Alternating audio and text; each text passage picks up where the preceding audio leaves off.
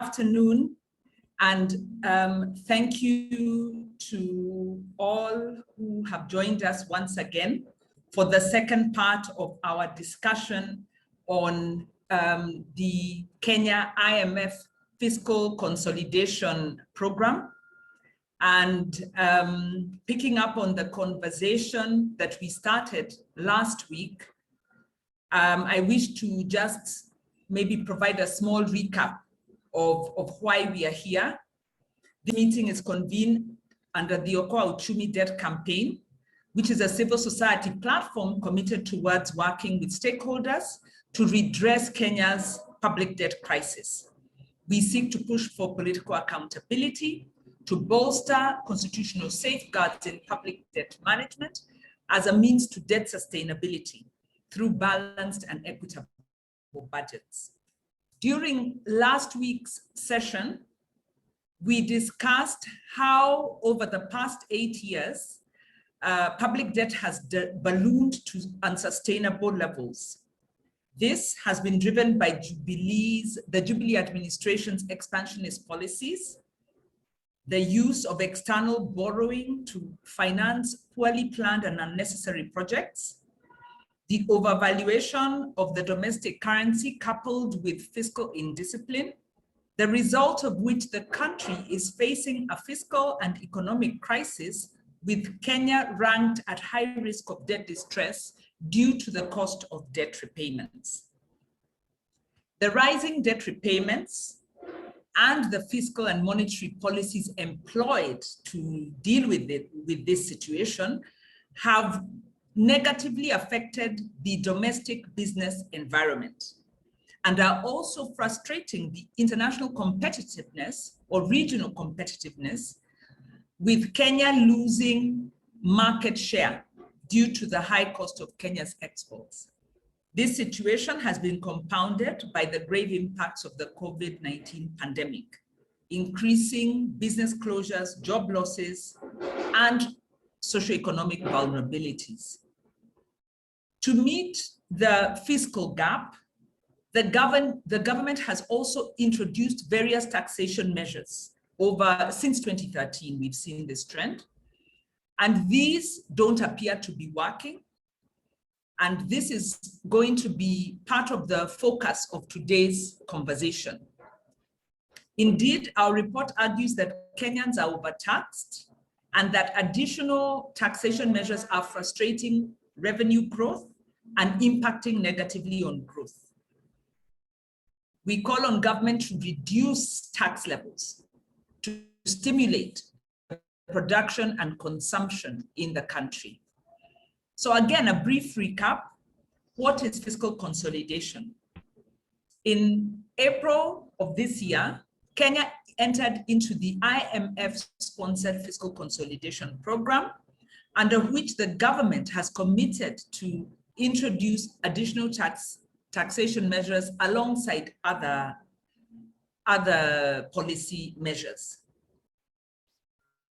Fiscal consolidation comprises a set of government policies aimed at reducing the budget deficit and the debt burden to manageable levels. Fiscal consolidation policies and programs should be underpinned by sound policy, robust public involvement, effective oversight, and cross-party support to ensure the program's success. Sadly, this isn't the case in Kenya. Our concerns as the Okoa Uchumi Coalition is that as crafted, the IMF program does not address the core drivers of Kenya's debt crisis, whereas the program makes several positive proposals. It leaves the architecture of state capture intact. The program takes a business as usual model where those responsible for the systematic violation of the PFM are expected to resolve the crisis. Finally, the program leaves out the people of Kenya and thus fails to accord to the Constitution in ensuring that the direct constituent power of citizens is effectively exercised in the process of resolving Kenya's debt crisis. So the objective of this particular discussion is to validate a report which we shared in draft form 2 weeks ago. And I'll repeat once again, I apologize that we shared a draft that still has numerous grammatical and typographical errors, but hope that you've managed to read it and have been able to pick up the issues that we've brought out, that are brought out by the report. And we are here to discuss some of these recommendations with a view to generating actionable follow-up points that can inform the demands of the campaign. And we intend to use these outcomes to engage key stakeholders, to engage the public, and to mobilize more actively towards the resolution, the accountable resolution of debt in Kenya. So today's discussion will focus on the themes of ensuring equity and justice in taxation policy. And we'll also be receiving recommendations from the speakers in terms of what they feel is the way forward. There are other issues that will be canvassed in the presentation to be made. Our program today, as in last time, will kick off with a presentation by Dr. Jaramba, who is a macroeconomist specialist and a lecturer at the Kenyatta University. Together with his colleagues, he has prepared the report that has provided the basis for this conversation, last week and this week, and will inform our actions moving forward. We'll then welcome the several discussants, one being Linda Mudhoni, who is a tax and public policy researcher and a senior associate with LexLink Consulting. We are then pleased to welcome once again Dr. Simon Gedhuku, who is the Manager, Research and Fiscal Policy at the Kenya Association of Manufacturers. We then will welcome discussants from the East Africa Tax and Governance Network and the National Taxpayers Association, who are partners in the Okoa Uchumi campaign and will bring their perspectives to bear on this issue with a view to finding a way forward. With that, I'd like to welcome Dr. Jaramba, and I realize I forgot to introduce myself, and I apologize for that. I'm Wanjiru Gikonyo, the National Coordinator with TISA. TISA convenes the Okoa Uchumi Coalition and campaign. And I would now like to take the opportunity to welcome Dr. Jaramba to kindly take the floor so that we can proceed with today's meeting. Karibuni nyote and karibu Dr. Jaramba. Thank you. Thank you, Wanjiru, for that elaborate opening remarks. Today is our second session. We're looking at the taxation reforms as they've been introduced here in Kenya over time, and paying more attention to the recent directions in terms of tax reforms. We would also maybe talk about the tax equity. Of course, is the tax in Kenya equitable, or is it even headed that direction, or moving away from that direction?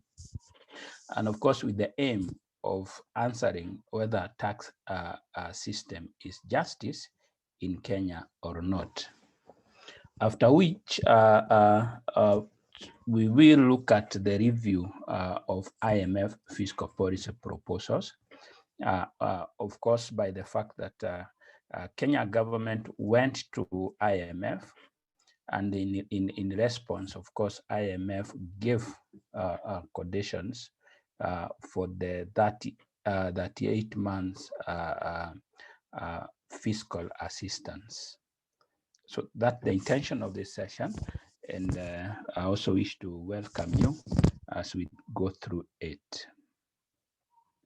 I would wish to start from the onset that, of course, tax is not something that is naturally created. Of course, it was created by the fact that there was need that to support the government. There is need to support the government by the fact that the government is required in an economy for purposes mainly of market failure corrections, and also facilitating what we call income redistribution. The essence of a government in place is from the fact that it is recognized that market cannot function on its own, emanating from the fact that we have market failures. Market failures then is corrected by instituting or bringing into economic performance or economic functioning the public sector. So now, therefore, the public sector also required to operate and they require resources, and that's where taxes, most of the time, comes from. However, we must note that tax is not the only source of revenue. If by bringing it up, introducing or adjusting, would cause more market failure. If it causes market failure, then public sector, by way of the constitution and the laws that are constantly being reviewed, it can use other forms in order to generate revenue. Now, one of them, of course, is public borrowing, but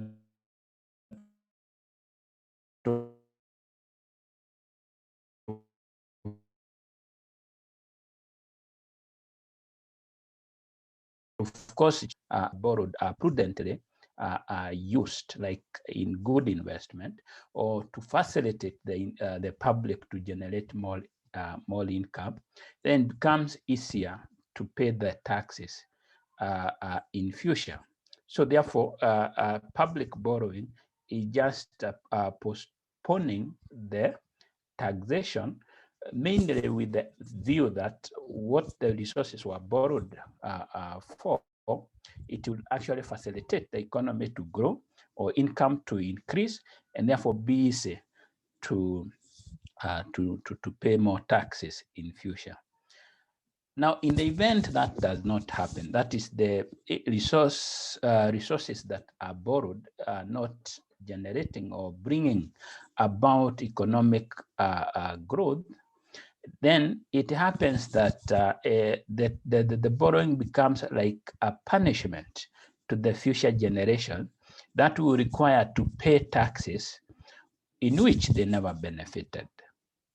And of course, and I will always remind you that we'll, starting from the point that public sector is sincere. I think that one should need to be coming out clearly, that as much as we are discussing, and from the theoretical perspective, there is the assumption that the government acts with the best interest of the public. Of course, last time we were able to see that that may actually be a very strict assumption to hold. But we are assuming that it is borrowing, and then we are asking the question, the form of taxation being implemented, then is it generating the right outcome? Then it's good to note that in terms of resources, I mean, functionings of public sector in Kenya, over 70% is directly financed by use of tax revenues. That is to say that the government fully relies on taxes for it to function. And I want to say that even the remaining section, which you will find that mainly attract borrowing, is just an issue of what currently we now experiencing, reviewing and introduction of new taxes in order to manage to pay. what initially we were able to borrow. So in future, we may realize that in a manner that we need to pay for borrowing the 30%, then you realize that the taxes keeps on going up in future. So we are saying taxes can cause burden. Once a tax is introduced in an economy, we call that, of course, there is the statutory requirement that is equal to the amount that an individual pay taxes. But to the extent that there is kind of economic adjustment or behavior adjustment to conform to the new taxes or tax reviews, then we call that a situation where there is excess burden. A burden of taxes, once it has excess, it emanates from the fact that there is behavioral change resulting from the fact that there has been increment in taxation. Some of them you find that individual now start making a decision whether you still want to be employed while you are still feeling that most of your income goes to paying taxes. In fact, recently there has been a comparison between a person living in Nairobi and one living in the village, in the rural areas. And the position was that a person that is living in the urban center in Nairobi and earning an average of 200,000 Kenya shilling is equals to a person that is living in the rural area or in the village and earning an average of 20,000 Kenya shillings. And the difference was coming more so from the effect of taxation, whereby a person living in the rural area is able to avoid most of this taxation. Now, a situation when an individual then gets to a point of considering the effect of taxation and therefore moving in terms of a work area, moving in terms of region, of course, including changing the goods that is being consumed, then we talk about that taxes bringing about excess burden. There has been, of course, a number of tax reviews over time. And recently there has been attempts, of course, to increase tax revenue, which has been the main focus. You find that as much as taxation, and I want to bring probably an attention to this, that taxes are not instituted in the economy for purposes of revenue collection. Fine, it is one of the purposes, but the main functioning of taxation in an economy mainly goes to other factors like income redistribution and market stabilization. So revenue comes in just as a part of the main reasoning. So taxes are introduced in the market or in the economy, one, to facilitate that the fact that those that have a lot of income or we may say they are mainly the owner of factors of production are taxed, and the amount raised is then spent on what we may call social programs, mainly on goods and services consumed by poor. We can also have a situation where tax revenue are used to do transfer payments, like the money that goes to the aged, like of course the money that would go to maybe youth to caution them against maybe unemployment. But also we have revenue mainly other than on social factors that target redistribution to finance on activities and projects which cannot be done or cannot be implemented by private sector because of some characteristics that they hold. We talk about that these goods are non-rivals in consumption. And we may say that, of course, there is no way of probably protecting or preventing non-payment from using that good. A good case is, of course, good weather, good environment, sorry. A case of public roads, a case of defense, whereby it cannot be supplied by private sector, because that everybody will enjoy without even paying. So you call upon the government, therefore, to tax the public and of course go ahead and implement those projects. So we realize that what are the three main functions of taxes is allocation to the public good, and we have public good per se, so that we have what we call private good, and what is private good is best implemented by private sector.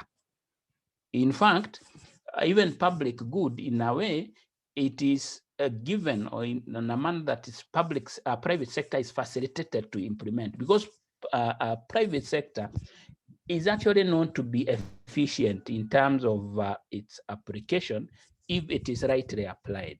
Of course, the issue of redistribution of resources is clear, and the question of stabilization. Like, for example, if a good is bringing some unpleasant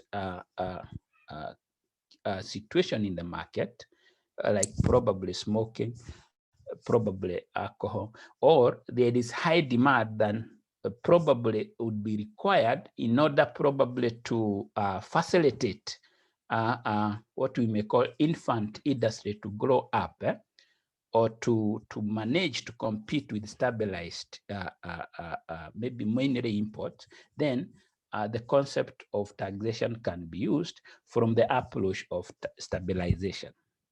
So therefore, taxes is just, as form of revenue, is just one of the small percentage reason behind taxation. If you look at the taxes reform that have happened in Kenya from the early times, if you look at them, like the case of tax modernization program in the year 1986, they were mainly to deal with the issue of achieving a sustainable tax system. Of course, in a situation where there was seen to be more of a globalization in the market. So you find that it was mainly to achieve a proper and sustainable tax system. So tax policies shifted towards a reliance on indirect taxes over direct taxes. And of course, highlighted red that sales taxes were replaced by value-added taxes, which was favored for investment and growth. So you realize that sales taxes, and the reason why I highlighted this red is that we seem to be now, of course, mixing the two and moving back, like the tax that has been introduced, the sales tax, the 1%. On sales, you realize that at one point it was there in Kenya, and it was replaced with a more vibrant kind of taxation with ease to administer it, and of course follow it up without really punishing investment in the country. So these ones had the history over it, and why it was replaced with VAT. Trade taxes were used to create competitive export sector by fostering export-led growth.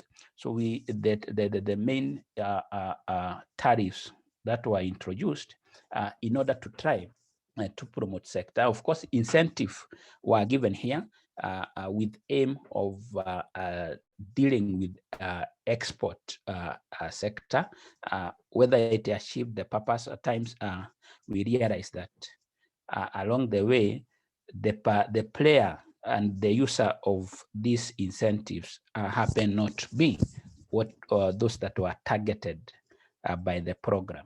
So reforms, therefore, are targeted mainly on achieving a proper system of taxation. A number of activities were done.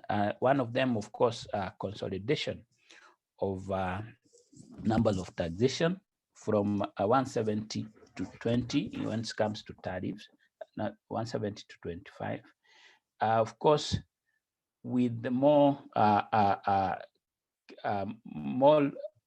concern actually given to removing a number of exemptions that were there, and therefore firming up administration of custom duties.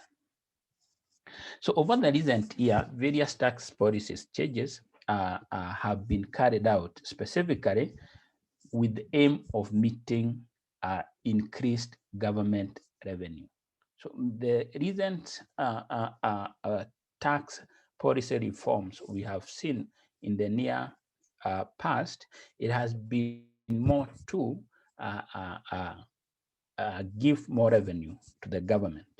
Whether that's a good approach from theoretical approach, that's why I was saying that should not be the main focus. But of course, to some extent, it can actually be important, but not as the main focus, especially where it resorts to competition with private sector. Remember, public sector is supposed to reinforce or supplement the private sector. But if the taxes are not properly instituted, then you find that the government then start competing with private sector. Situation then where it will even crowd out both private consumption and private investment. So the tax reforms that so far we've seen, especially between during the previous regime, that is the Kibaki regime, have been more on reforms and modernization programs. We find that the Kibaki period, we had the case of modernizing the tax system. So this resulted to improving efficiency in tax administration. This was by, of course, by digitizing tax administration, and of course, the introduction of public finance management reforms that started in the year 2006. So the public finance management reforms aims was to enhance responsiveness of Kenyan government to fiscal policy priority, as well as enhancing accountability and transparency in operation.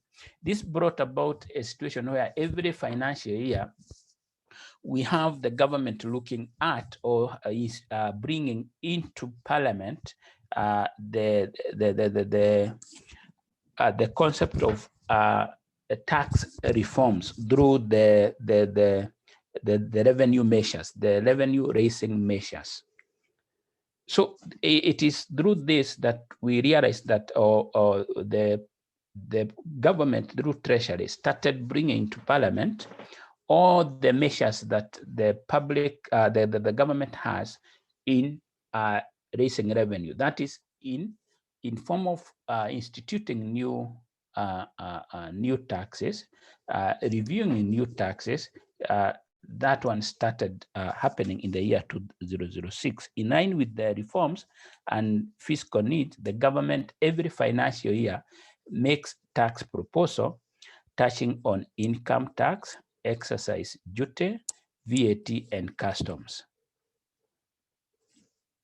So now, during the current regime, the government of Kenya has also introduced a number of tax proposals, which include the withholding tax. This is on gaming and betting. It has also introduced the capital gain tax, the capital gain tax, of course, was introduced, I think, 2 years back. It has introduced the rental income tax. It has introduced the import duties for some commodities. It has also introduced the railway development levy. There has been transfer pricing audits, web-enabled iTax system, and of course the application of mobile. This is just a kind of a reform in the tax system. But of course, with other that recently we've seen in order to increase, or in order to target areas that the government can generate more of its revenue. And if you look even at the recently launched KRA strategic plan, even its main message is targeting area that it feels it can generate more of revenue, which is not actually the main focus of taxation. It should be that it is able to generate, it's able to assist and enable the business and the private sector in general to be more productive. So if the tax that they are looking at would actually force the private sector not to participate enough into the market, not to generate enough income for purposes of employment, then the government should be in a position to look at it and of course avoid, especially where we talk about excess burden resorting. So therefore, we say that the growth in revenue that is targeted by recent reforms is the main target. It is the main target. However, the growth in revenue, as shown by ordinary revenue as a percentage of GDP, we may say it's not responding to these reforms, or we say it's non-buoyancy tax system. Non-buoyancy is a situation where the income changes does not actually correspond to the change in the taxes. Or in actual fact, we can put it in a different way, that these reforms in taxation and targeting to generate more of revenue, they seems not to respond or resort to increased taxation as was actually the target. And this is shown here by this kind of analysis by use of graphical representation. If you look over the year, we have 3 curves here. One of it is that shows the ordinary revenue as a percentage of GDP. The other one is GDP growth. And of course, the ordinary revenue growth rate. So we have the below here being the ordinary revenue growth, and what is actually being compared with is the GDP growth. And of course, we have the ordinary growth as a percentage of GDP. This is the ordinary ordinary revenue as a percentage of GDP, while the more green here being the growth rate of revenue. Now, the issue here is that it seems to have a kind of inverse relationship. That is the growth in revenue and the growth in GDP. The two seems to have an inverse kind of a relationship. That is to say that if one is growing, the other one seems to be declining. If we look at any particular time, and of course we can look at it in terms of dynamic, that one may react with a lag. But looking keenly, we say that like if you look at a situation when the economic growth is growing, that is between 2014, 2015, and 2015 and 2016, that economic growth was positive, or was in increase. We see that on the other hand, ordinary revenue growth was on decline, and that keeps on interchanging over time. And that's what brings the question then, what is the impact of this growth in revenue, especially to the economy in general? Is it facilitating growth? Is it impeding growth, or it has no effect to the economy? And the answer here is that it seems to have a negative impact. This raise in revenue through taxation by public sector seems to have a negative impact on the economic performance of the country. And that brings to the conclusion that, of course, then tax revenue, one, it seems to be non-responsive to economic performance. That is, with growth in economy, anytime it's growing, you find that the tax revenue are declining. So that is unique, because in real sense, as the economy grow, the taxations are supposed to grow. The tax revenue, that is, are supposed to grow with this growth in the economy. Now, of course, mainly that depends on the type of taxes that we have, and of course, the area that is targeting. And of course, we may want to ask what then constitute this economic growth. Is it a taxable sector that pushes this economic growth? Or if we interrogate it further and we then talk about any time you're realizing economic growth, which sectors are growing? And you'll find that most of the time, especially before the last financial year, that is 2019-2020, you realize that most of the sector that were driving the economic growth mainly was in real estate.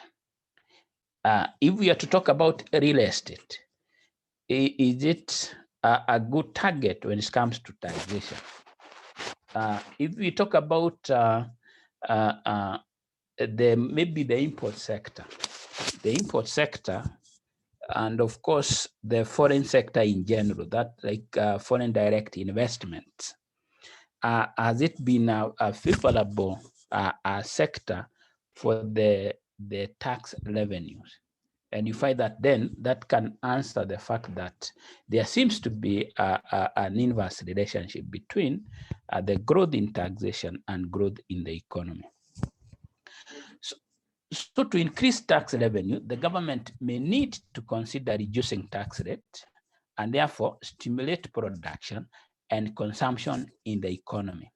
Now, once the economy is in a situation where it's making returns in terms of profit, part of that profit is then taxed. The taxation in terms of the system, we talk about the government taxing from the input level. We talk about the VAT in the production process.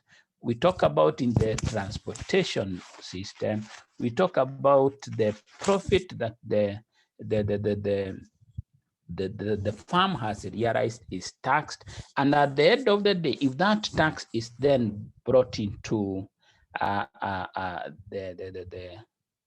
aggregate in terms of the total taxation that goes to a given or a particular process of production, the effect it has, does it really bring about facilitating this investment, or actually it impedes on the income of this production, which then eventually it is transferred to the consumer, and thereby also affecting negatively on the demand of this produce.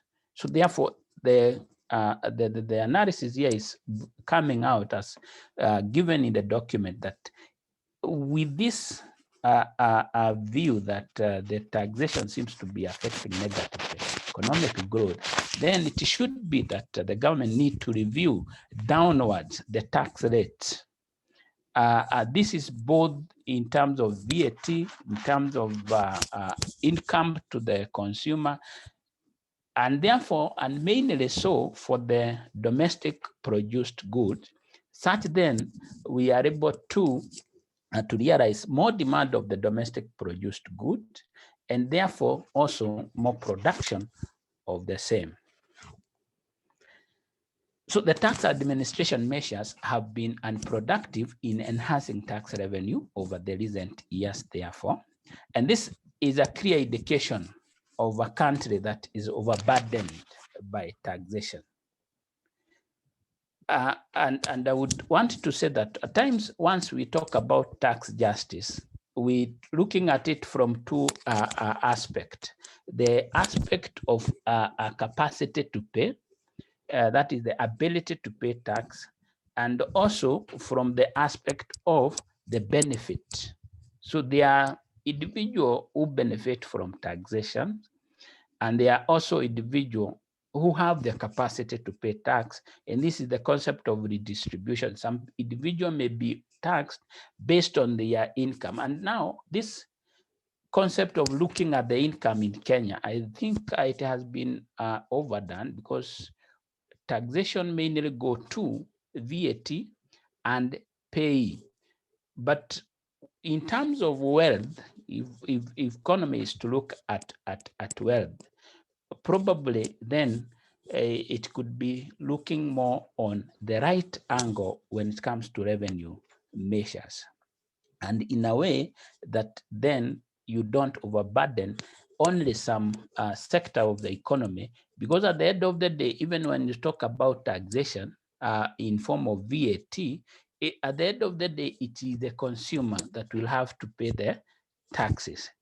And therefore, who are these consumers that are paying taxes? You find that they are the same individual that actually they have to pay as you earn over time. And therefore, you realize that a section of the economy then get overburdened, and then the principle of tax justice from the ability and the benefit approach then is overlooked.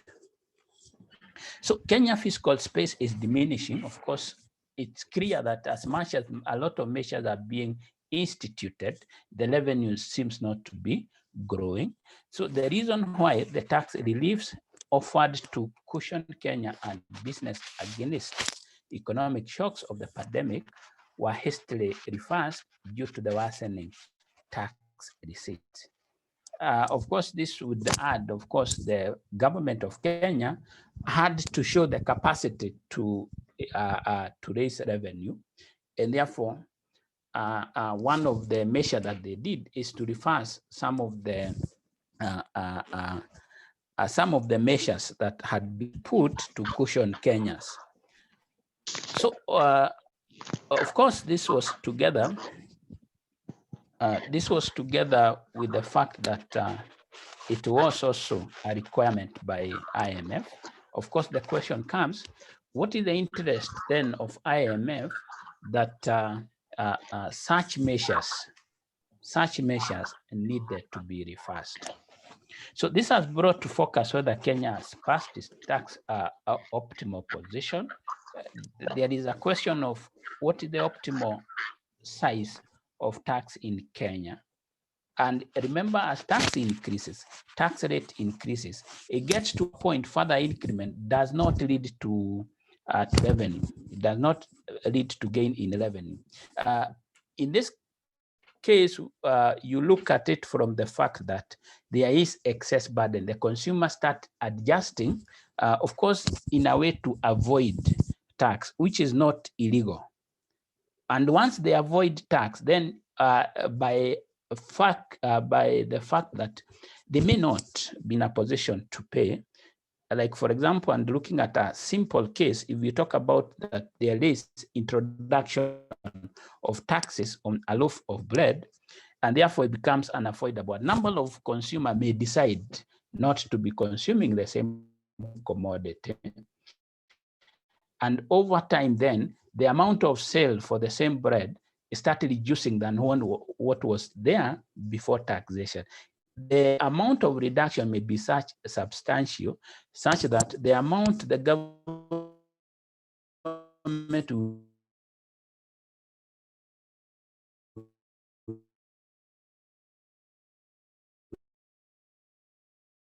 raise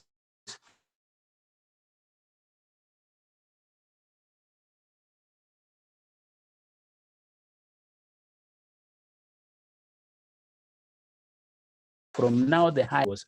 So on the other hand, as the tax are raising, we realize that, of course, the expenditure continue to grow on the government side. And this has been seen by the fact that over the Jubilee administration, the growth in government expenditure has been 112.4%, while the growth in revenue has actually just grown by 94.4%. And this is recorded, and this is mainly by use of projections. If we look at the actual, if we talk about the actual tax revenue, it's far less than this. And this is the period again, more tax rate has been brought up, and increment of taxes has actually been seen, or new tax measures has been brought on board. We talk about growth in tax rate and the new tax measures coming up, but that has actually not made the tax rate or the tax revenue, to grow in tandem with the growth in public sector growth. Now, compared to previous regime, whereby the administration of taxes system was the one that was reviewed, and therefore resulting to more tax revenue increase than actually the growth in government expenditure. So on top of that, and from what we've seen, we have had the IMF proposals. And I want to say that the IMF proposal is in response to government of Kenya request for credit facilities under the ECF and the EFF, which are the total amount that was granted to the government is 2.34 billion US dollar. That was to be given, is to be given over 38 month arrangement.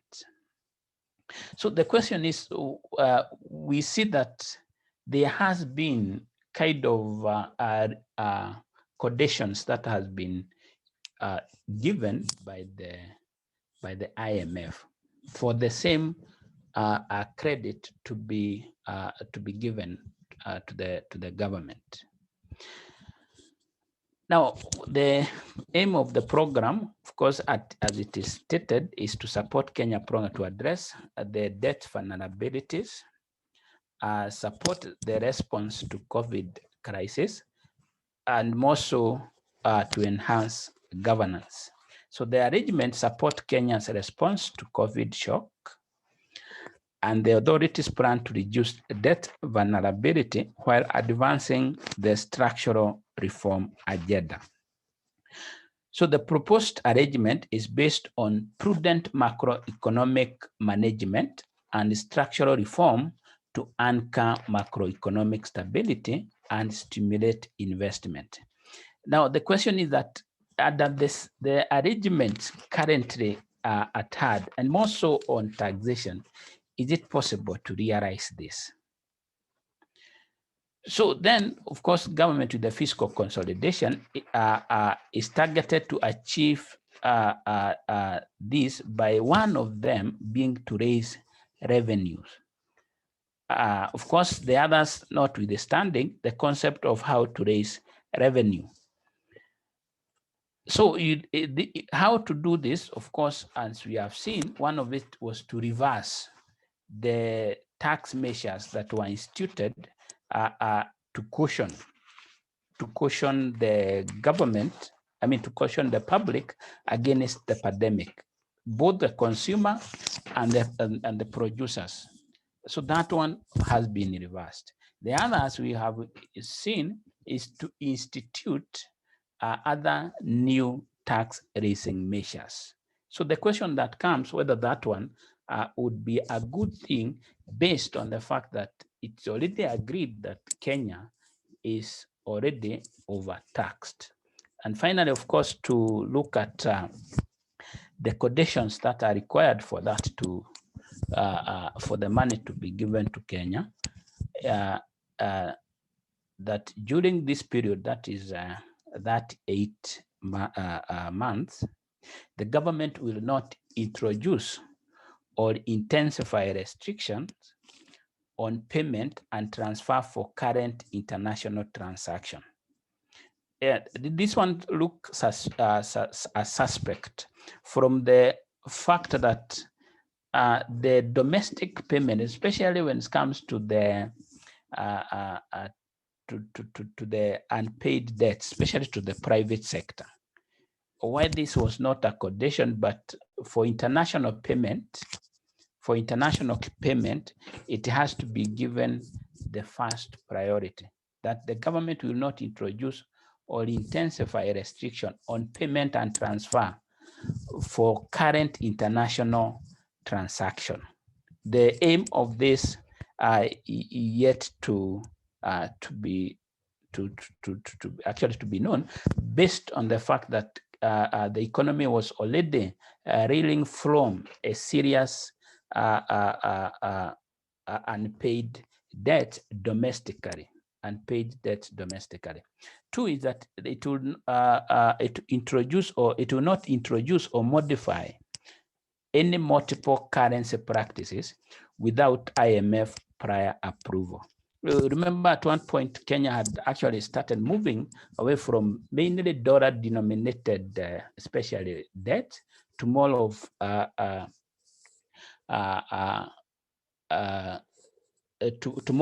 other currencies, which the government would feel more friendly. But the moment this one is put, then from IMF condition, then the dollar must be maintained. And number three is the government, of course, will not conclude bilateral payment agreements that are incompatible with this article of IMF Articles of Agreement. I must state that this one mainly tackle the concept of reserves maintenance and the issue of exchange rate determination. Finally, the government will not introduce or intensify import restriction for balance of payment restriction. These are the conditions that, therefore, the public of Kenya signed against that acquiring of the loans. And this one, of course, means that, therefore, you cannot want to promote domestic production in substitute of imports. So under the fiscal consolidation proposal, so most of the tax cuts introduced earlier on were reversed. And it is worth noting that these resources technically meant withdrawing from otherwise efficient sector now to more of public sector, whereby, of course, the underlining means that, of course, we know the sector in public sector, it has more of waste than what we may call in private sector. So in addition, the government introduced new revenue raising measures, which are punishing to the public sector. So therefore, the conclusion here we have is that the consolidation measures, the fiscal consolidation measures, A majority of them, not all, there are some that are quite good, and if adhered to, actually brings the performance of the economy to a better position. But we say that in terms of revenue measures, are basically focused on drawing revenues from the public sector, from private sector to public sector. And this one, of course, the question whether then that is a right fiscal policy measures. And the answer is that Kenya tax policy is revenue driven without regard to purpose of taxation in an economy. So policies such as broadening a tax net and reducing remaining tax exemptions are merely meant to increase revenue without paying attention to their effect on the economy. So the only reason for withdrawing tax relief measures that were meant to caution Kenyans against the pandemic was simply the shortfall in public revenue. The government, and with the support of IMF, has continued ignoring the effect of tax in the economy, particularly those are adversely affecting the competitiveness of the domestic produce. Conclusion, the government should stop taxation merely to fund public spending, which can in principle be funded by either, of course, thinking of printing money. This is not, it needs further interrogation. The document has also discussed about domestic borrowing. Of course, with the question of crowding out, and I want to state that it has already been brought out in a clear and in a different study that crowding out in Kenya cannot happen. And if the government does not borrow domestically, it will bring to the total downfall of the banking sector, because the private sector suffer from what we may call the marginal return on capitals rather than lack of fund. They suffer from marginal returns on capital coming from one, high taxation, and of course, decline in terms of demand from the public. So therefore, can talk about domestic borrowing and altogether reviewing down the size of public expenditure. So the purpose and principle of good taxation need to be reassessed in Kenya in order to address the productivity in the economy. It was also observed that the IMF fiscal consolidation tax measures are basically focused on revenue enhancement rather than responding to the principles of good taxation system. Thank you so much for listening to me. Thank you very much,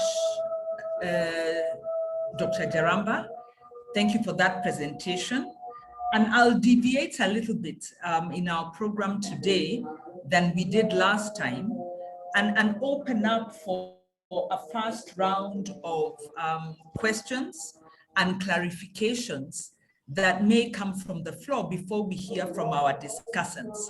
And I do this because I think there are many things you've said, and some of them I think could bear with a little bit of expounding, and we might also then push you to, you've given us some recommendations, maybe to support those a bit more. So I'll kick off. I think you've made a very good case here around the challenges of external borrowing, and especially borrowing in foreign denominated debt. And this, you had built up the case very much last Monday when we spoke. You now make the case for domestic borrowing. I would add that I would like you to kindly expound a little bit more on this. I believe this issue was brought out, Kwame brought it up, because the discussion we've had, and including the position of the business sector, has been that domestic borrowing is crowding out businesses. You seem to indicate that this is not the case. Could you just, clarify on that? Because at some point it was felt that external borrowing is more favorable than the domestic.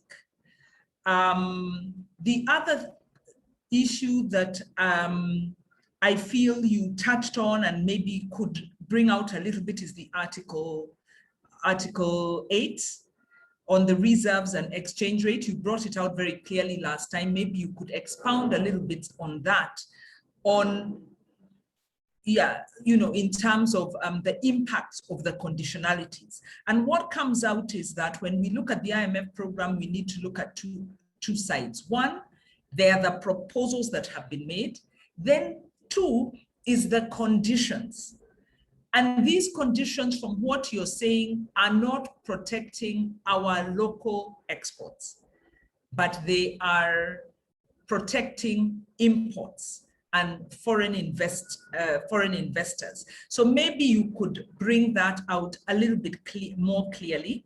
But I would ask that if there's anyone by a show of hands who would wish to interrogate Dr. Jarambas, we can open up for half an hour and then we move into the discussants. Please do so. Otherwise, if not, then I'll just ask that he clarifies those questions and we proceed with the discussants. Yeah, thank you. Thank you, Wajiro. Domestic borrowing is crowding out the private investment. I think that has been a song that we've had over time. And it's true that increased public borrowing domestically can cause a crowding out to the private sector. That is because by government borrowing, it borrows mainly from the same resources that would rather be advanced private sector. And by so doing, the interest rate goes up, and therefore the private sector finds it expensive to borrow from mainly commercial banks or to compete with the public sector. That the commercial banks would rather lend because of low risk involved. That could be the case if, and only if, then the interest rates in Kenya have been going up. The average lending rate in Kenya so far has been somehow less below 15% in average over the years. Actually looking at before the interest rate pegging and even after. In fact, at times there was no effect of the interest rate pegging. Now, the issue here is that once that is happening, then the interest rate would increase. I want to compare two regimes here, the Kibaki's regime and the Jubilee's regime. The Kibaki regime, the average interest rate was actually 24%. That is the lending rate. That was so high, and the economy in terms of private investment was robust. But look at the low interest rate in the Jubilee regime, or what you may call the average lending rate. It has been below 20% over the time, and the average rate is actually 15%. But the investment is actually not happening. And therefore, you resort back to what are the other factors that actually determine investment other than interest rate. And the loud one, of course, is the demand on the same, because the private investor would want to produce what will sell out in the market. The other concept, and the very important one, is that of foreign competition, through the fact that the foreign produce are actually subsidized through exchange rate. I brought this one clearly in the document that the foreign produce are heavily subsidized by domestic government or by government of Kenya through the exchange rate, maintaining the exchange rate so low, and therefore it's not able to respond to probably the increased domestic prices of goods. And therefore, it makes a situation where even some of the goods that initially were domestically produced, some of them being even toothpicks, tissue papers, we have now seen an increased import of the same. So is the issue the interest rate? Certainly, it's not the case. It's not the interest rate. It is more of foreign competition. And therefore, that's why I'm bringing the fact that the issue of crowding out of private sector or private investment domestically has not been seen. Otherwise, we would have a situation where interest rates is actually unstable in the market, but it has consistently, even after removal of the pegging, it has consistently remained stable and below 15%. And this has been shown by a number of studies that the main problem in Kenya is not even the financial or the capital. It has been mainly the return on this capital. The return on the capital is continuously declining. On the issue of the article in the IMF, I talked about the issue of maintaining reserves. This one I think we discussed in extensively last time, that maintaining reserves amounts to having idle resources domestically. Of course, the condition under the IMF that the government of Kenya has to observe that article. It's what I'm actually finding to myself. I find it a bit suspicious that it will not interfere with that clause. It will not interfere, or it will not go against that clause. And looking at what the clause is actually putting forward, it's mainly maintaining a given level of reserve. That is the 3 to 4 months amount of imports reserves. That is amounting to around 8 billion US dollars. So that means that at any given point, the economy of Kenya must maintain that amount idle. How do you do that? You can only do that by more borrowing, because you are not exporting. And you remember that the only way to gain this kind of funds, it will be either you are exporting more, you are attracting a lot of tourism, you are probably having a lot of remittance. We have FDI, foreign direct investment, but all of this seems to be on the nosedive. But you realize that that condition then can only be held by borrowing more.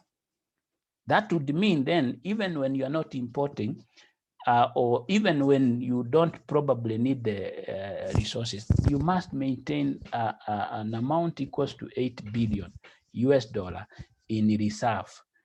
And of course, together with the previous condition, this one can only be in dollar denominated.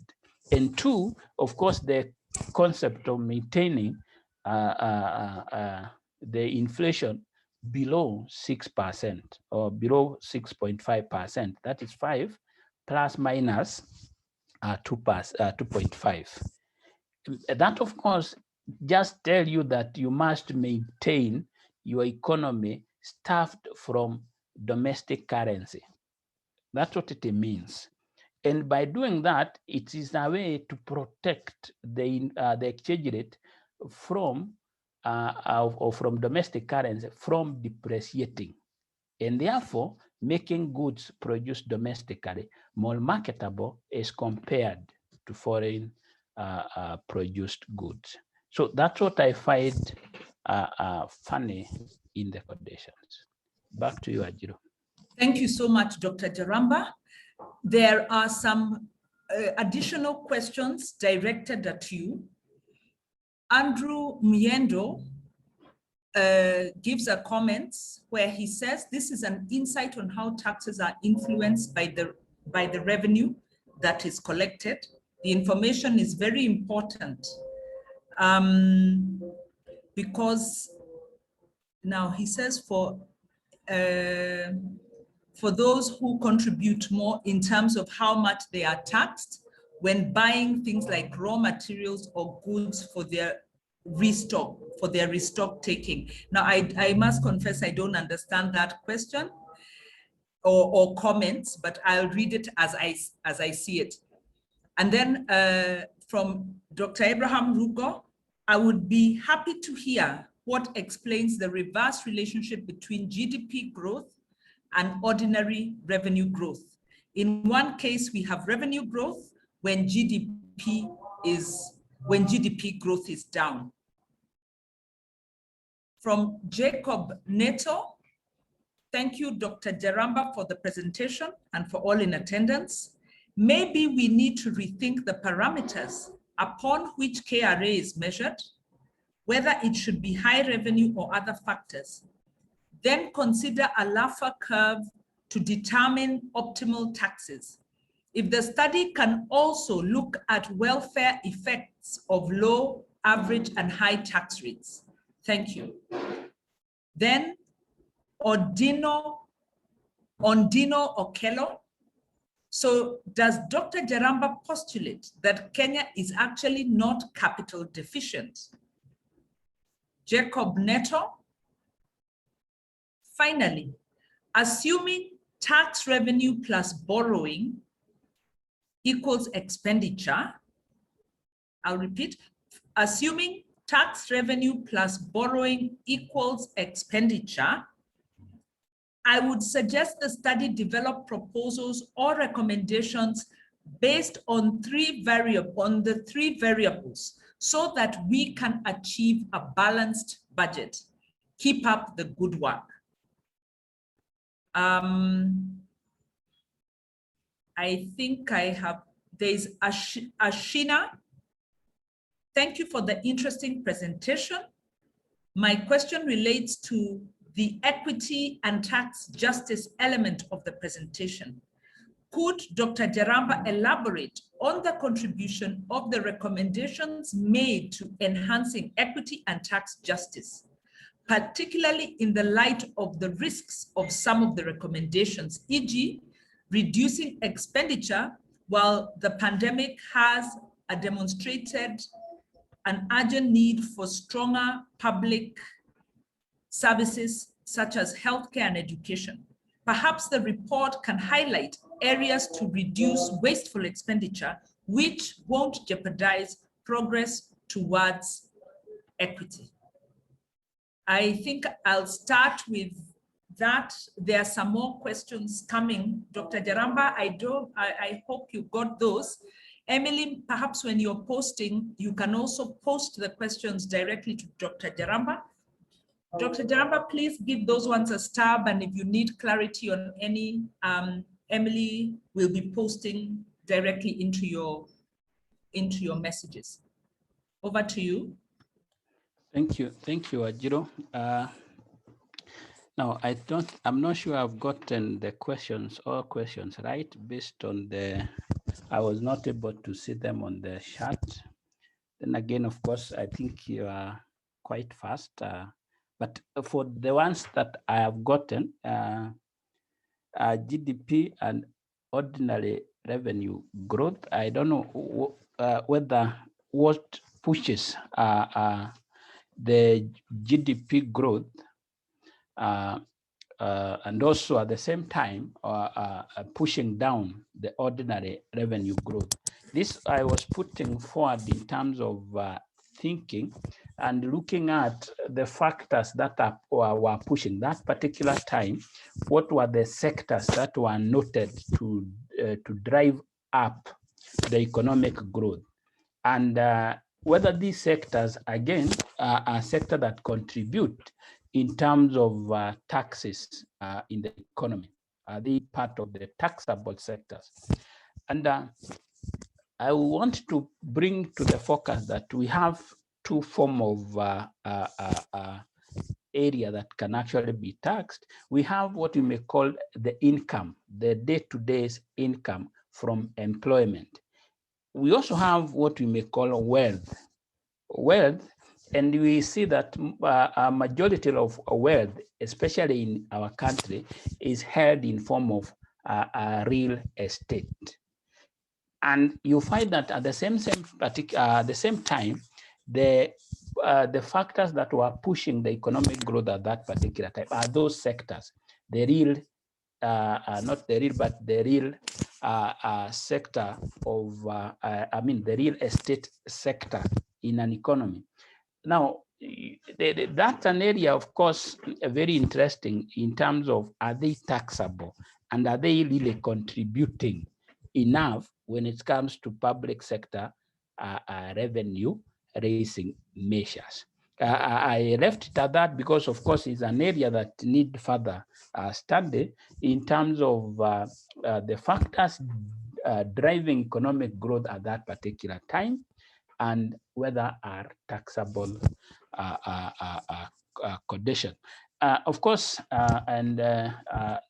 Jacob Nato, a master debate in this forum, is one of the fine minds I know. And of course, we refer to him as Professor Nato. Allow me to just say hi to him. Good to hear from him. And when you talk about a lover's curve, of course, from the economic view, is a situation where we are able to generate the optimal taxable position. This is what I was suggesting, that are we in a position then to use some of the economic parameters like Laver's curve and then come up with the optimal taxable point. Of course, that's one of my main suggestions, that we need to develop an optimal taxable or tax rate, the optimal tax rate. If we talk about income, is the 30% tax rate supporting the economy? Because at the end of the day, it's possible that we may move to 20%, and we find that in the long run, the tax revenue have increased rather than even decline. If we talk about VAT being reviewed and being in tandem, of course, with even other countries, and therefore, how much is it able to, especially call upon domestic production and domestic demand, and therefore even make the government avoid borrowing from out, but even generate income through higher demand and higher domestic consumption. Maybe does Kenya assume do I assume that Kenya is capital deficient? Actually, I assume the opposite, that it is not. I'm not even assuming. I think empirically it has been demonstrated that Kenya has no capital deficiency. In fact, the issue is the marginal return, the return on investment. Remember, once we talk about investment, there are several sources of capital. We can talk about retained earnings. We can talk about even from individual savings. We can also talk about from the number of government facilitated kind of capital access. We can also talk about even the commercial bank access to capital. Not even mentioning the case of foreign direct investment. And you find that the foreign direct investment seems to be popular than domestic, the individual domestically investing. So, and that's why I'm bringing the focus that the return on investment need to be given focus. And the return on investment comes from the fact that the cost of the cost of investment versus the demand for the investment. Because no producer wants to put up a business, then what is produced is not demanded. Then we look also from the fact that a number of companies initially were stable in the market. What is pushing them out? Is it a lack of access to capital? Of course, no. It is due to decline demand on their produce. So that's what I'm talking about, is the return on their investment that seems to not to be given a focus, and therefore to maybe enable their return on investment, that's why we're focusing on taxation. One, from the consumer point of view. So you remove excess burden, they are able to demand what is demanded. I mean, what is produced. Two, of course, if you reduce the burden of taxation from them, maybe they will find it profitable in their business. So in that case, I'm looking at the factor that we have taxation that could actually be bringing more problem rather than crowding out. And also not to fail to say that we have foreign competition. We have foreign competition, which I'm actually saying could come directly from the fact that we have a government instituted foreign subsidies, or it's actually giving foreign subsidy to foreign produced goods. So of course, from now to that, we have tax revenue plus borrowing equals, therefore, the total government expenditure is equal. I didn't get what the question about it, but I find this that we can talk about, maybe the only thing I can talk about from tax revenue plus borrowing. Of course, we have other revenue coming from the fact that we have A&S, appropriation in aid, and also privatization. Then all of that will amount to expenditure. So there was the case of equity and justice in taxation system, equity and justice in taxation system. I think I don't have the question on there, but out of it, there was this addition from my proposal that other than talking of reduction in the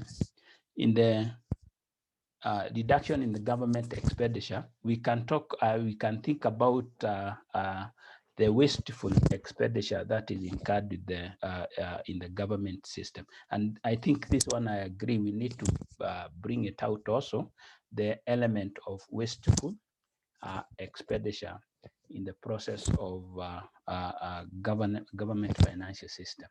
Thank you. Thank you very much, Dr. Jaramba, because, and I'll just pick up on that final point on equity and tax justice. Ashina, I believe, was trying to say, you know, what are the concrete recommendations that we can make towards the equity and tax justice. And one of them was the issue of waste, so that we can make a case for more investment in public health care, in public services. So waste is one of them. If there are others, Dr. Jaramba, let us know, because I think we are saying the same language, but the report needs to bring out much clearer where are we suggesting that the government needs to institute changes so that this money can be released for services. I'll give a last round of comments So Andrew Miendo says that the SMEs should be supported to understand the dynamics of taxation. I believe he had shared this a similar question before that didn't come out. And what he's saying is that, what are the dynamics of taxation on SMEs, and can they be supported to understand that better? So Dr. Ramba, you may want to speak to that. Charles Jenga did not get the point on inflation and reserves. And Dr. Jamba, I would ask that you had spoken a lot on this issue. You might want to just cover it again, because it's one of the key points that came out for us that we also hadn't understood. So apologies, we are making you repeat this again and again, but Charles, it's also covered in the report. So even if Dr. Jaramba touches on it very briefly as a recap, please know it's in the report. Then again, Andrew, I've seen your point. I won't repeat it again, because you're talking about how can we educate Juakali and Mama Boga on taxation and public expenditure. So you're saying SMEs, Juakali, Mama Mboga, that's the SMEs and the MSMEs. How can we educate them? Dr. Jaramba, you're free to give your points. We also have some discussants who will speak more directly to this issue. And thank you, Andrew, because you're moving us towards the discussants. Charles Jenga, on the point of interest rate, does it mean that government should remove pegging of interest at an average of 15% as a way of stimulating uptake of loans to citizens? And what measures will government need to set in place to protect citizens?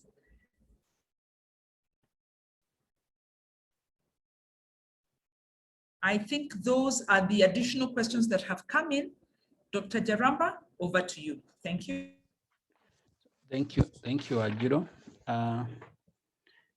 Of course, again, that question of equity and justice, what recommendation to come out of this, with a lot of appreciation that, of course, managing waste in public expenditure, I agree that should come out and should be an additional information in the document.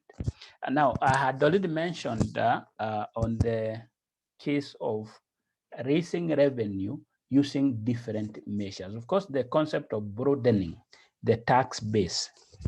And I have mentioned without and avoiding probably a number of controversies, but there is the case of wealth in Kenya. And there are some sectors, especially where real estate is concerned. I think the best way to avoid taxation in Kenya is to engage in real estate. And again, I mentioned that in real estate, it is where a lot of wealth is held. But you find that in Kenya, more tax revenue goes to the employed. And the employed, don't forget, they are the same people that will pay the VAT, because they are the same individual in urban center, and therefore consuming most of the goods that is produced again. So you will find that at the end of the day, the tax system is more punishing to the employed rather than those that have wealth. And of course, again, if you look keenly at some of the tax policies, the exempted, you look at the exempted individuals. Just recently, we had the MP brought on board on the tax bracket. So you realize that majority of those that are earning highly are able to avoid tax, and more so avoiding tax on some of their expenditures, because you find that most of the areas that they spend on are tax exempt. So to bring more revenue, to me, the tax equity should be more to the capacity to pay. That ability to pay principal need to be applied in Kenya, and move more broader by looking at wealth other than income. So to me, that will generate more income, and more so looking at factors of production, especially those that are idle. To me, I feel that if I'm to talk about the issue of raising revenue, we have capacity and potential, especially on factors of production that are not even being utilized and being ahead in speculative approach, and therefore pushing the prices up to the detriment of the producers, the actual producers. So to me, that area could be a good area to manage revenue, and also to bring more of equity, The fact that SME be supported in understanding the dynamics of taxation, fine. I have no clue how this one could be applied, but of course, the taxation element, you see, the SME in one way or another are also subject to the taxation through either the input, through the production process, or in their output, and therefore SMEs is just a ground of start point. In fact, that's what I was actually saying, that the moment you see an SME is SME for years, we have a problem. It should be in a position to move from a small enterprise to medium enterprises and to a major output over time. So a situation where there is not that growth, there is no transition, then we have a problem. And that actually reinforces the point that we may not have a problem of capital, because you can start small, but the market allows that growth from a small enterprises to a major one. Now, how to understand the tax? I don't know whether in order to avoid it or in order to pay more, but the fact that they should be supported by the public sector. That is one of the main functions of the public sector, and to make sure that they are protected from unfair competition. They are supported from unfair competition, such that then in the process, they grow from that small, and therefore a small taxpayer, to medium, and therefore medium taxpayer, to a major production, and therefore a main taxpayer. Of course, the issue of, again, the inflation and reserves, the connection between inflation and reserves. In more of approach to economic growth, there are some factors that pushes the price up. We can have the prices going up due to the increment in cost of production. And that is brought mainly by taxation. If fuel increases, you then, the fuel prices increases, you tend to see that the cost of production going up. And then, of course, the general inflation, the general increase in prices in the economy. But we also have inflation instigated by increased demand, which we call a good inflation. Now, controlling that inflation amounts to making sure that the demand is curtailed. And by doing that,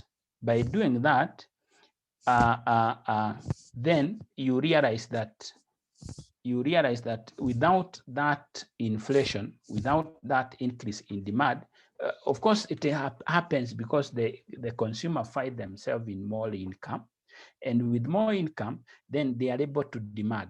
The question is, where do they demand? Do they demand domestically produced good, or do they demand foreign produced good? And that's why, that's what last time I called doing an operation to a patient, then healing the wound. Inflation is just healing the wound after having managed the issue of imports, and therefore managing domestic production. So inflation, the moment you talk about inflation, inflation occurs due to increased money supply, or we have more money supply than money demand. And the moment that one happens, if goods are imported, it will then impact on exchange rate. It will impact on exchange rate by making domestic currency to depreciate. Now, a situation where this is not allowed to happen, a situation where this is not allowed to happen, then you'll find that the inflation pegging is telling the central bank, do not increase the money supply. Do not increase the money supply. Remember, money supply is one of the factors that stimulate demand in the economy.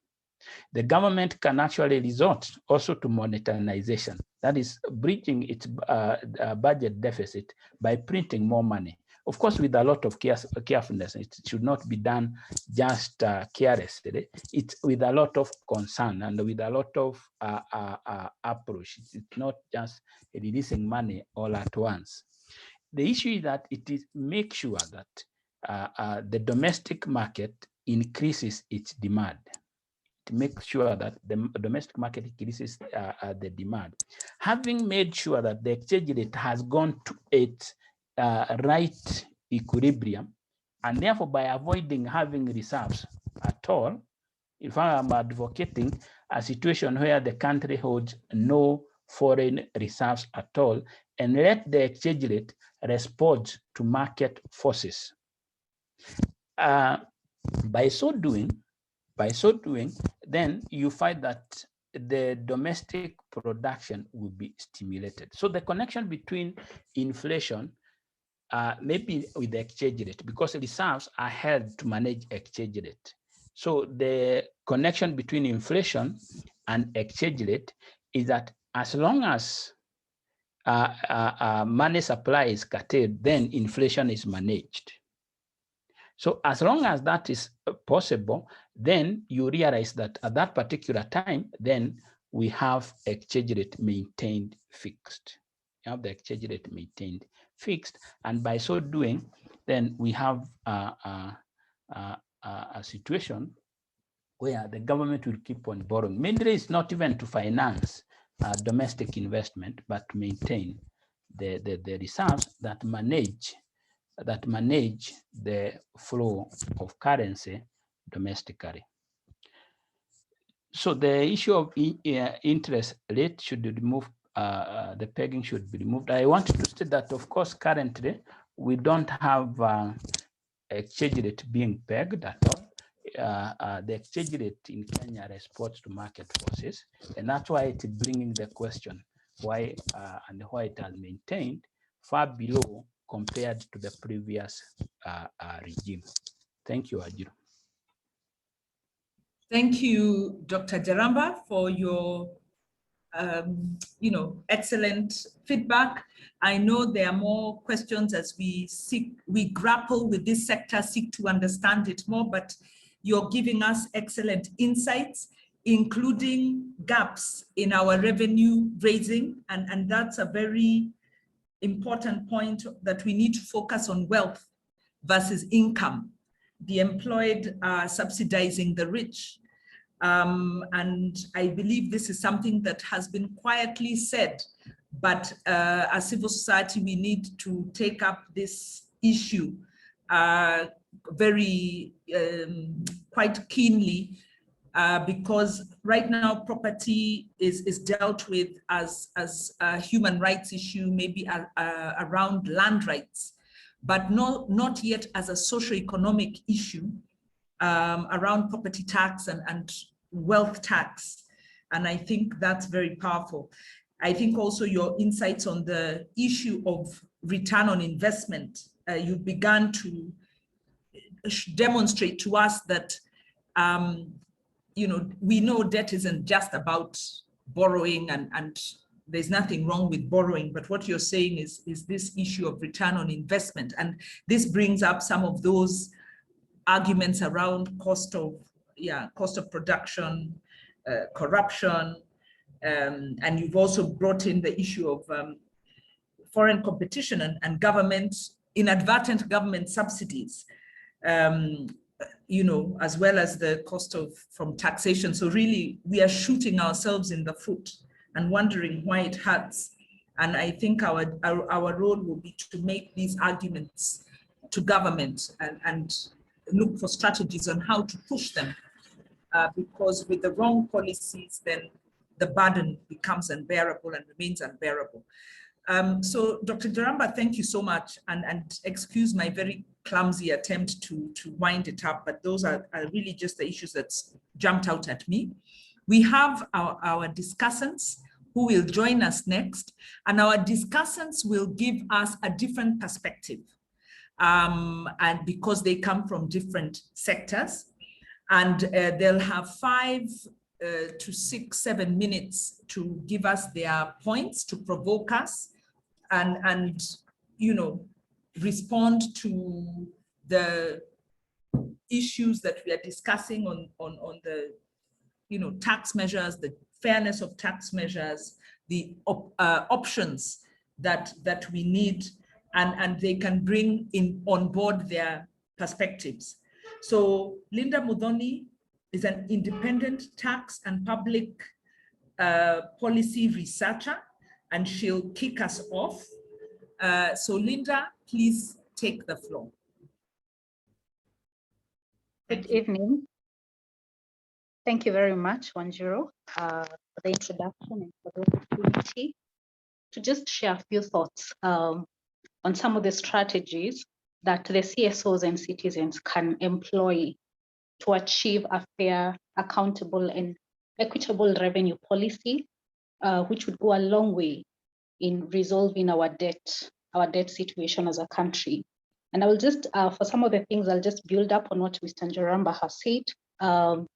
We all at least acknowledge that the role of policy making cannot be left to politicians. It can also not be left to the public managers. We need to be involved as a public, and luckily for us, the law provides the framework for that. It actually requires that the public be engaged in matters public finance. And when I talk about public finance, I'm talking about how we raise and how we spend money.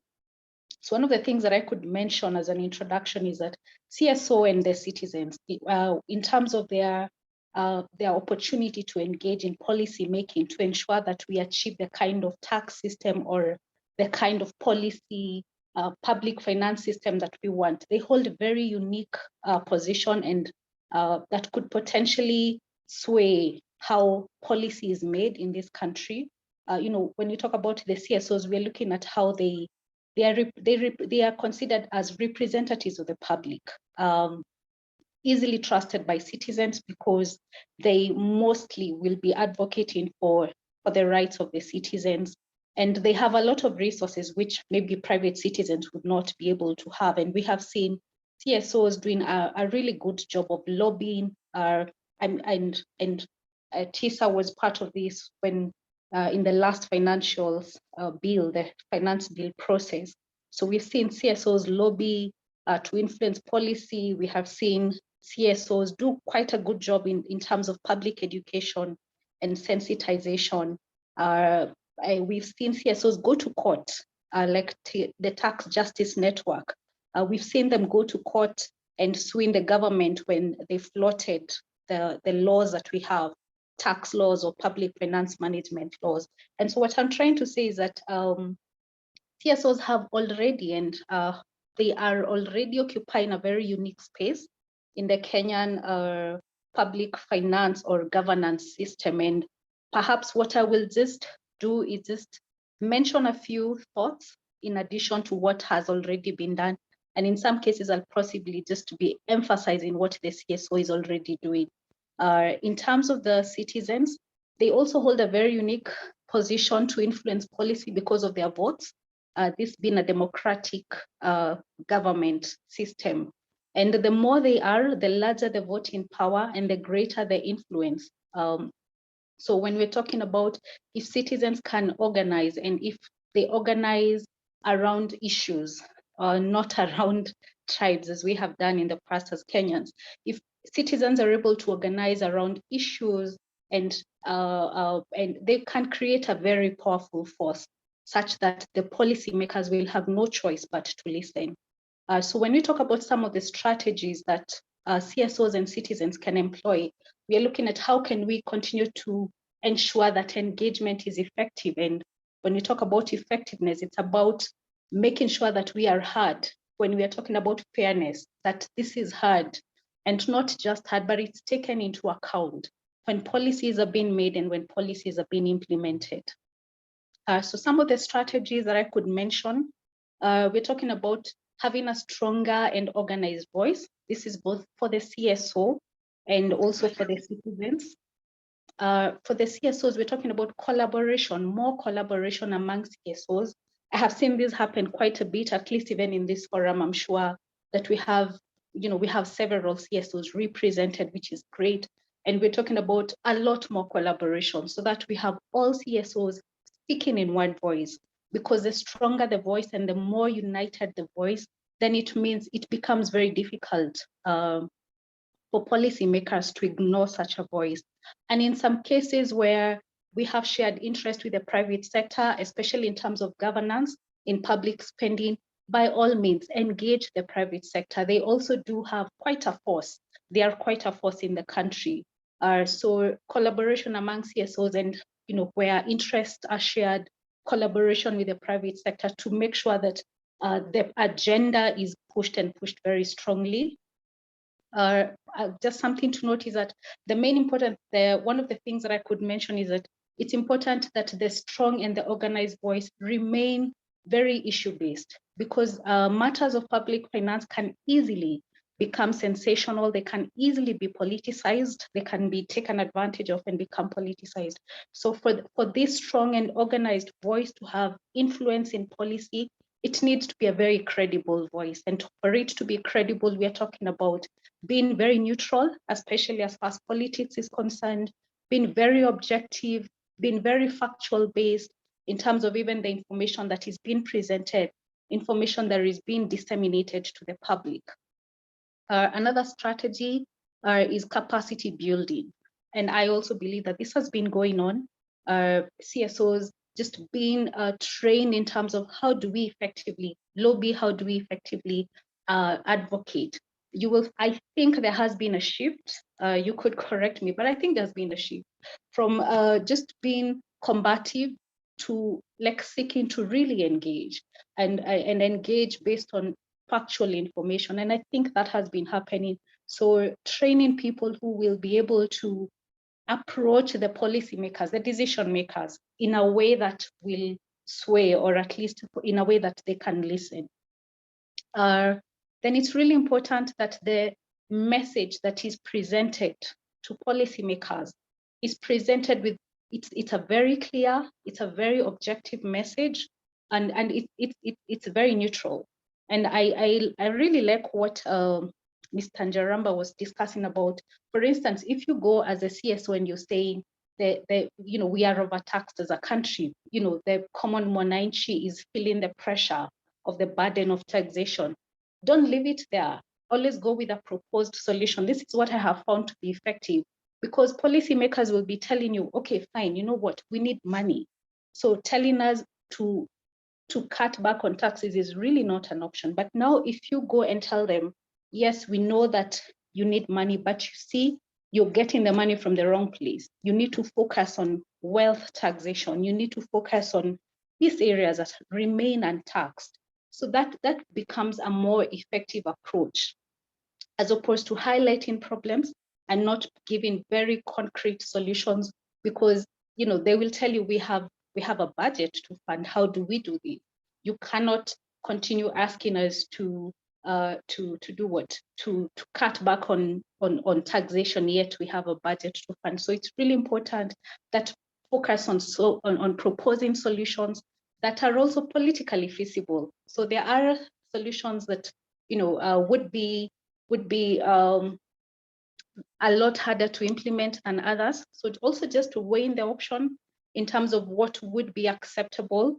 And sometimes also when you get the backing of the public, like let's say in the issue of the taxation of wealth, the policymakers may not find it, very pleasing because they will be affected. But if you get now these other citizens who've also organized and they back that process and keep pushing that, we need equal distribution of the tax burden, then that might be a lot more effective. I would have loved to talk about this strategy, which is talking about timeliness in engagement, especially the budget process. It's a very long process. It's a year annual process, and depending on, and there are very different stages of engagement in the budget process. And sometimes the point at which you engage may prove more effective than others. And beyond that process, which is usually a policy formulation, if you're not able to engage at that point, then the implementation stage is also really important.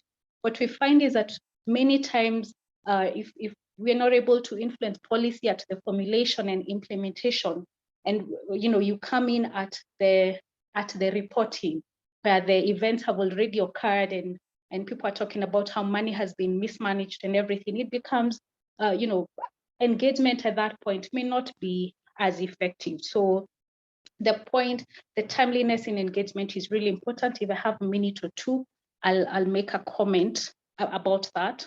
And then the last one is we need to increase, especially because of the unique position that the CSO holds in the public. You're able to go to the grassroots. You are able to go to reach people that the government would ordinarily not reach. So it's really important that we engage not just people in the urban areas and channels that reach people in the urban areas.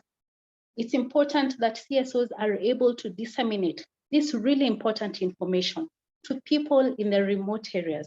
And the reason I say this is that these are the people who sway the vote. And one of the ways we know that citizens can influence how the issues of governance, it's because of who they vote. And, when they understand the issues and they are able to hold their leaders into account. So I'm talking about disseminating this information in local languages. And I believe that is happening. So this is just calling for an increased engagement or increased platforms to engage citizens, not just in the urban centers, but also in the rural areas, because this is where most of the voters are located. Wanjiru, I don't know if I have a minute or more to talk about the timeliness in engagement, or maybe we can take the questions. Yes, Linda, thank you so much for that very refreshing, very spirited contribution. I urge that you hold that so that we can give the other discussants an opportunity to share. And during the feedback session, you can bring out that point. So Linda, thank you once again. And our next discussant, in fact, as Linda indicated, civil society needs to move with the stakeholders. Private sector is a critical stakeholder. And so we are very pleased to have Dr. Simon Geduku, who is the manager for research and fiscal policy with the Kenya Association of Manufacturers, CAM. We are very happy to have him with us once again. Dr. Geduku, please take the floor and let us hear the perspectives of the private sector on this very important matter of debt and taxation. Thank you. Thank you, Wanjiru, for this opportunity and for Dr. Jaraba for the good presentation. I have a few comments to make. The first one is when I look personally at the taxation regime in Kenya, it is trying to catch up with the expenditure side, and it can't cope. And this is a reflection of the entire PFM system that we have as a country and on issues of fiscal discipline. So the taxation regime may not, the taxation regime has a challenge, or the revenue mobilization part, but the main problem is the expenditure and budgeting aspect.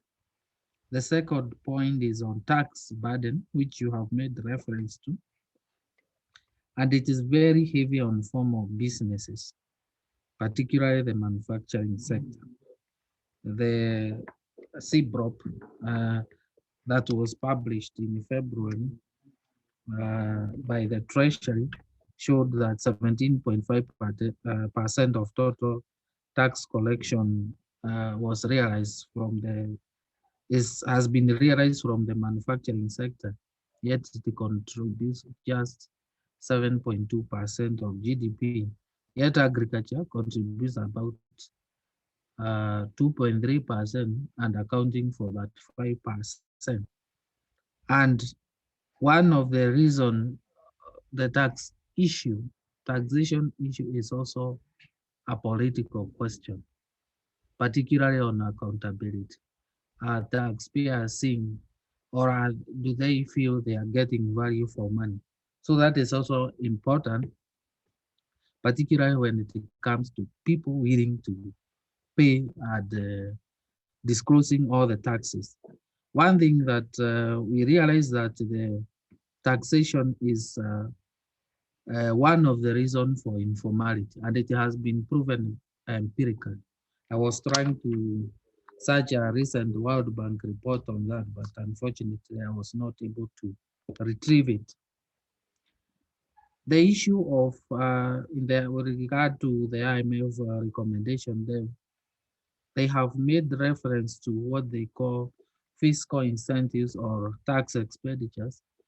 And one of the reports that Treasury has been relying on to when we engage with them as CAM is that it's about 6% of GDP, which is, according to them, is very high. And that's why you have been seeing reversal of VAT exemption, some products that were zero rated for VAT, there is VAT now. And that has a cost implication on businesses. The other point is about stability and sustainability of the tax regime in Kenya. There are so many changes that are affected, particularly through the Finance Act. And one of the consequences of that is that the taxation regime in Kenya is highly complex. And when that happens, the taxpayers will always find ways of avoiding paying tax, because when it becomes that complex, you have as a taxpayer, you have to engage tax expert, which increases administrative cost of businesses. And also it supports the driving of the audit firms that we have in the country. I'll just give two examples of the consequences of these tax laws. Last year, when the finance, the one that affected the relief measures for COVID, Tax Law Amendment Act last year in April, a member called me and asked me what is the remedy, given that introduction of VAT on machinery. One of the batch they had imported was about 40 million, and they had not budgeted for that. So they have to borrow. The machine they were clearing it end of March, then the tax became effective in April. Another SME, they were seeking to import a machinery worth 20 million to expand their business or to diversify. And the implication of the 14% then of VAT was that that amounted to 2.8 million. They had not budgeted for that. So they had to postpone the investment to this year. The other thing is we have noticed is adherence to the PFM principles as contained in the Constitution and the PFM Act 2012. We have noticed, for example, through the Finance Act 2021, some taxes were introduced, but they had not been subjected to public participation. How do we need to correct for that? Because some of the products, they are for use in the manufacturing process. Just to conclude is that we need, from where I sit, we need an overhaul of the entire taxation regime in Kenya. Probably a task force can be constituted involving all the relevant stakeholders, and this is a matter of urgency. I know, Dr. Jaraba, you have said that we don't have a shortage of capital, but I'll differ on that. Because when you increase taxes, it reduces profitability and therefore frustrates capital formation. And Kenya, like any other developing countries, we have a scarcity in that. We usually insist that the secret of enhanced revenue mobilization lies in allowing the private sector to flourish. Simple. We have to find a way of doing that. And taxation regime is one of the critical components of the business environment. Lastly is that KRA is one of the most important stakeholders for CAM. And from the interactions we have had with them, so many, is a well-run public institution, though it is not a perfect institution. So the revenue targets that they are given by Treasury, they are also based on the assumptions the Treasury is making about the growth. If those figures are not right, or the assumptions are not correct, then it might have a challenge in meeting its revenue targets. But you have seen that most of the time, they are meeting quarterly or missing by a few billions, the revenue targets that have been set. But it's one, in my perspective, it's one of the best run public institutions in this country. So those are my quick comments. Back to you, Wajir. Thank you very much, Dr. Giduku, for that. And for giving us, those case studies and also those very clear perspectives. I know on the issue of the overhaul of the tax regime, the committee, the National Assembly Committee on the PIC on investment and planning is talking about a tax policy. And it's something that Honorable Gladys Wanga has been talking about, and I've been spoken to her, and she's also spoken to this in terms of the media. So they are aware that this is needed, and maybe this is something that to get on, that needs to be driven by data, by evidence, by civil society, and ensure proper stakeholder dialogue in the process. So I think, and very many other good points, including KRA as a stakeholder. We normally shy away from KRA, but you're right that these are very critical stakeholders for a campaign like Okoa Uchumi. I'd like now to invite two colleagues who come from civil society and have been working in tax justice matters, so that we can hear their experiences.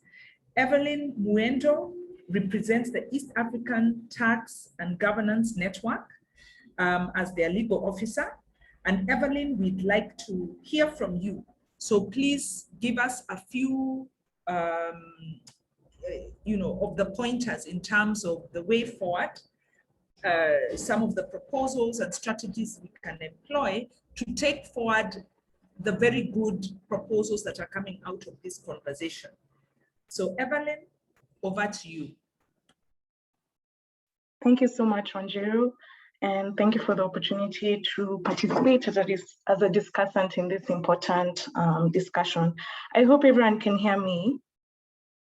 Loud and clear. Thank you. Okay. So firstly, I really wanted to emphasize just 2 points that my previous colleagues have mentioned. And one is the issue of the timeliness of civil society participation when it comes to the issue of taxation policy and also the taxation measures that are introduced. Even from just the last finance bill, the Finance Bill 2021, you'll notice that overwhelmingly, private sector participation compared to civil society participation, when it comes to just something as simple as written submissions, there's quite a disparity.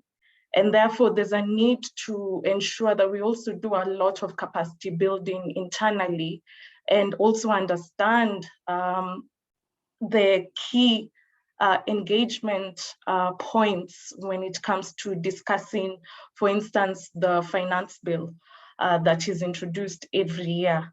So I think that's something that we really need to take up as civil society, and we need to follow the good example that has really been set by the private sector when it comes to timeliness in our engagement with government actors when it comes to the finance bill.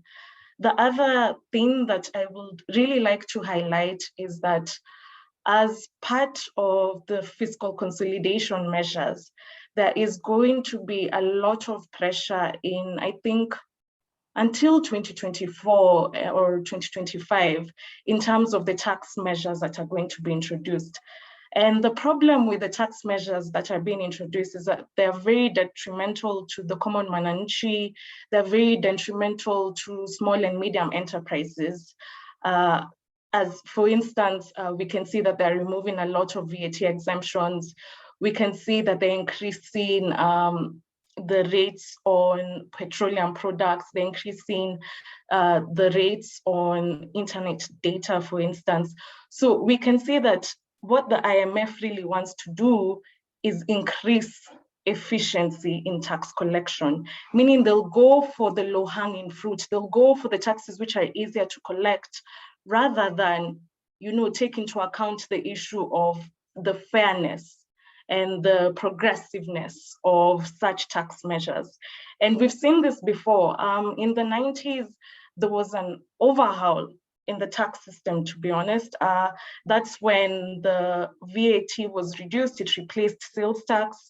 That's where we saw a lot of changes within the personal income tax bands. And also that's where, they modernized, that is when the Kenya Revenue Authority was established. So we should expect such level of change in this next few years because of the fiscal consolidation measures that will be introduced in Kenya. And if you just read the very first review, I've just seen that it was released in June, the first review of the extended arrangement under the extended fund facility, which has been released by the IMF. You'll find that they keep insisting on how they will still pursue the minimum tax, the corporate minimum tax that our good colleagues from Kenya Association of Manufacturers, as well as the lawyers in Machakos took to court. So despite the fact that they did lose the case, the Kenyan government is very passionate about taking it to the Court of Appeal and still, as regressive as the minimum tax is, still pursuing it as a way of increasing revenue. So that brings me to my third point, and that is the importance of introducing alternatives to the Kenyan government and the key actors. So I see within the IMF and this whole issue of fiscal consolidation, they talk a lot about the need to remove tax exemptions. And for some reason, they mostly concentrate on tax exemptions on indirect taxes, on consumption. For instance, we only talk about VAT tax exemptions. We aren't talking about the tax incentives that exist in areas such as EPZs, special economic zones, and the new incentives that we are to anticipate from the setting up of the Nairobi International Financial Center. We never really focus on wealth taxes enough. There was so much blowback. I think this was in 2019 when they increased the rate of capital gains tax from 5% to 12.5%. There was a lot of resistance there, and yet that is more progressive than introducing exemptions within the VAT structure. So we really need to emphasize on the fact that there are alternatives, and that, you know, we're actually missing a lot of tax opportunities through some of the incentives that we give by virtue of the fact that they increase foreign direct investment, that, you know, we are decreasing the cost of doing business in Kenya for investors. But we really are not also seeing the opportunity cost of these tax incentives in the very IMF that is telling us to reduce tax exemptions is the very same IMF that in their fiscal transparency evaluation of Kenya kept insisting that Kenya needs to do tax expenditures and make this information widely available and publicly accessible. We have never seen, for instance, the tax expenditure of the incentives within EPZs. We have never seen the expenditures of the tax incentives that are provided under special economic zones. And in fact, we keep seeing the Kenyan government increasing exemptions. For instance, recently, the exemption for the Japanese companies and consultants by virtue of the fact that they had granted Kenya some money. So there's a lot of need for transparency. There's a lot of need for a cost-benefit analysis to be done. And there's also a need for, you know, the very people who implement, who is KRA, as had been pointed out by the good doctor before me.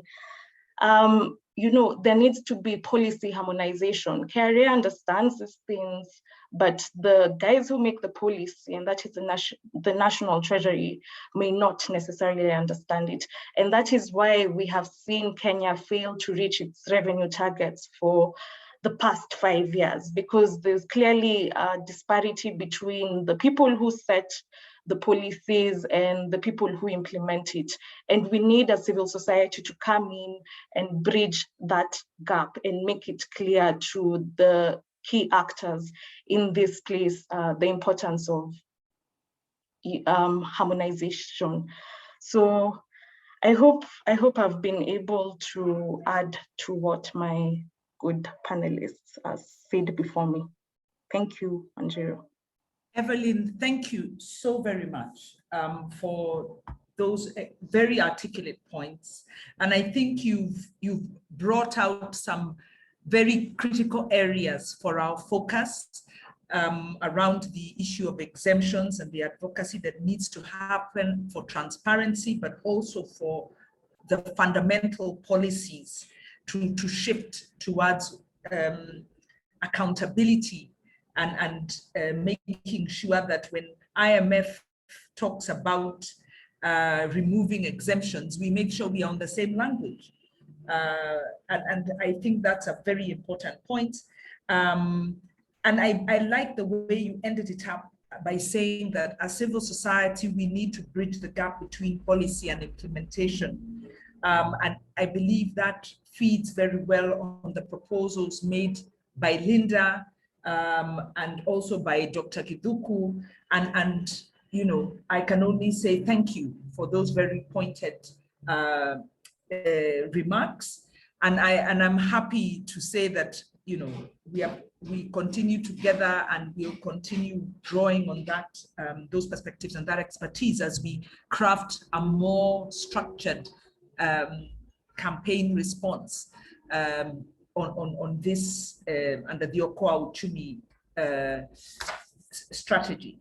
So finally, I'd like to invite our final discussant, Geoffrey Koech, who's with the National Taxpayers Association, to take the floor. Geoffrey, we look forward to hearing from you. So please take the floor.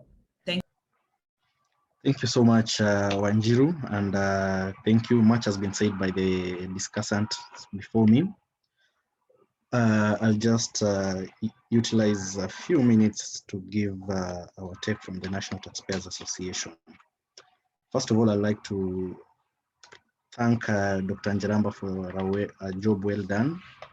And using his submission as a point of departure, there is a illustration he gave us about the increase in revenue collection that shows a disparity with the growth of the economy. In that, when revenue is increasing gradually, we can see that the economy growth is either stagnating or dropping. And that's also something that Dr. Githuku has said, that in as much as KRA is collecting taxes, these revenue are from businesses, and it leads to loss or stagnation in the growth of these businesses. And there was a report by KRA on the growth of revenue collection, and it's their own report, and they say indeed in the past 10 years, revenue collection has doubled. Would appreciate if the economy growth has doubled in the past 10 years, which is not the case. And when we look at the input of what the civil societies should do in as far as ensuring that the revenue policies lead to a reduction of debt, we look at the National Taxpayers Association, we try so much to look at these independent bodies. What reports are they giving us? We look at the report from the Office of the Control of Budget. Things are not rosy. We look at the PAC report, Auditor General report. All these things are gathering dust. They have done a very good job, but when it comes to implementation, there is a problem. So in answering the question on what civil societies and the citizens should do, Linda has talked about capacity building, which a good number of civil societies are taking lead on that. But when you look at it, most of the exercises we are conducting is aimed at the common man, who is the right holder. We are working on the assumption that the most central or most important body in terms of policy formulation, the National Assembly and the Senate, are aware of what they are doing, which is not the case. We've been proven wrong time and time again. So we are looking at areas on which we can even build the capacity of the duty bearers in as far as understanding what the common man is feeling on matters taxation.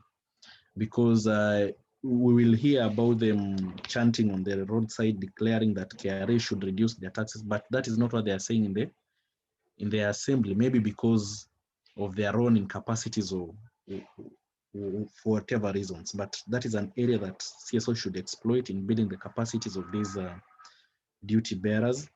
We are also looking at partnership, and with the kind of work TISA is taking lead on the Okoa Uchumi, you can see partnership yields. When we partner even with the independent offices like the Controller of Budget, the Auditor General, and we question all these things, we are working in collaboration, and we are fighting the same enemy and aiming at the same goal. So partnership is a key ingredient in ensuring that we have revenue policies that will lead us to a debt reduction. We also look at aspects of constructive engagement with the common man, with the right holders, with the duty bearers, with even let's talk about the judiciary.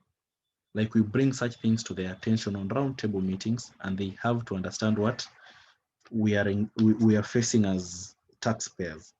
There's also the issue of research, both qualitative and quantitative. Research informs policy. Like the work Dr. Njeramba has done, it's very insightful. When we talk about GDP, when we talk about these tough economic terms, many people cannot understand it. But when it is produced in such a document through thorough research, backed up by evidence, and also reduced in a language or in a manner that is easily understood by the common man, it increases enlightenment among the people, and this will call for us to really hold our leaders to account. Also, the final thing I'll talk about is follow-up actions on the recommendations. Today we are here on this call. The recommendations we are giving, which body are we targeting as civil society players? The reports that are gathering dust, how can the civil society give life to those reports? So that is an area that we need really to exploit and to ensure that we make up and we come up with follow-up actions that will ensure sustainability of these projects that we are handling as civil societies. Because taking into account next year is a general election year, there will be change of guard. So what will ensure continuity and sustainability of this project? Only through follow-up actions. That is it from my end, and thank you for your time.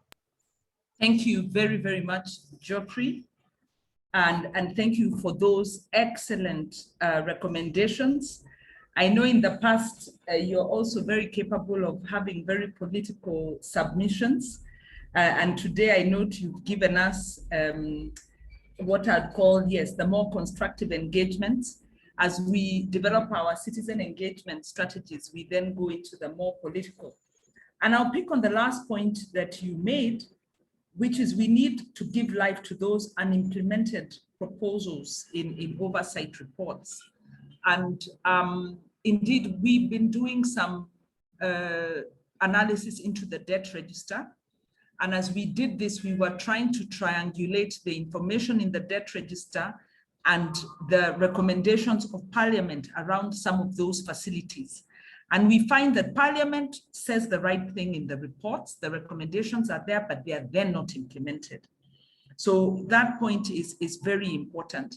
And I'd like to also go back to the point you made about building up to the elections. Those recommendations are almost like a baseline that can be used to really scorecard the performance of our elected leaders in terms of what recommendations did they make, what did they do about them. So we need to take that information and we need to give it force of life, and that's really through the political engagement with the citizens. And it links up to what Linda was saying, which is issue-based engagement, so that we are using evidence that citizens can relate to and holding our public leaders to account so that we move out of the boardroom. We need to be more structured. We need to give the evidence, give it in the structured institutions, but we need to take it to the citizens because we need to light a fire under our political leaders to make sure that they perform. And ultimately, only the numbers can force action. So I really thank you for these, for all the presentations that have been made, and we look forward to working together to bring them to life. And I'm aware that already in some form, you're already doing some of that work, but that we need to do it better. We need to do it through more structured engagement and more consistently. Now, I'm going to ask Emily to kindly assist us in reading out the last round of remarks and questions, and then we can hear from Dr. Jaramba and the discussants, so that after that we can close this because we're already on 3 hours. We really haven't even taken a health break. So I hope where you are, you've been standing as you need so that you can give your back a rest. But Emily, kindly take us through so that we can get feedback and closing remarks from our lead presenter, Dr. Jaramba, and our discussants. Thank you. Thank you, Andrew. So the last round of questions, Evelyn Wendo asked if we could highlight briefly on the section on SAPs within the report, the issue of the impact of SAPs on the fairness of taxation. Ondindo Okello asks, so do we say that in Kenya it is actually a case of the poor being taxed to fund projects that mostly benefit the rich? Additional comments by Purity Jabor. She says taxation is properly implemented on micro as opposed to macro levels. Andrew Miendo says the approach from Linda is actually good because different views can be explored.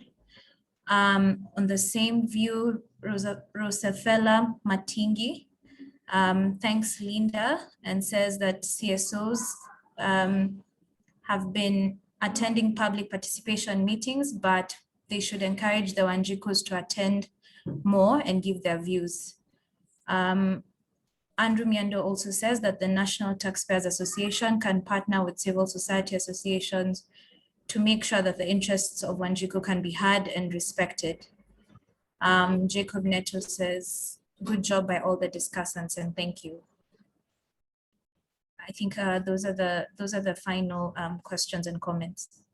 Thank you so much, Emily. Dr. Jaramba, I think you've had those, especially the question on the SAPs. Do you need it repeated? Have you picked up some of the questions that you can respond to? And also give us your final remarks as you do so. Thank you. Okay, thank you. Thank you so much. On the issue of could we highlight briefly on the section on this is structural adjustment programs within the report. I believe you're saying bring more out what it means and the impact it has, especially when it comes to tax fairness. Of course, the structural adjustment programs was again a similar package. In fact, I would also call it the fiscal consolidation of 90s, late 90s. Again, the government of Kenya went to beg for financial assistance once it was faced with balance of payment problems. And I want this one to be clear. It's only through the balance of payment issues that then we resort to IMF assistance. We saw that along the way, with this assistance, the economy of Kenya actually performed dismally. In fact, for the first time since independence, the economy performed so much negatively that, of course, that culminated, we can observe very well, that actually brought what the year 2002 and consequently the change of regime. Mainly was the fact that a lot of bad things had happened under the structural adjustment programs. We did in the paper compare the structural adjustment program with the fiscal consolidation that is currently in place and tried to ask the question, is there a fundamental difference in terms of what the government is calling fiscal consolidation and what then the government called the structural adjustment programs? The resulting answer is actually there is no difference. The measures again were, of course, review the taxes, avoid the wastage, of course, consolidate the functioning of the government and make them more accountable. Of course, with the introduction of new taxes here and there. But the issue here is that this one were only held up to a particular point and they were discarded once the finances were accessed.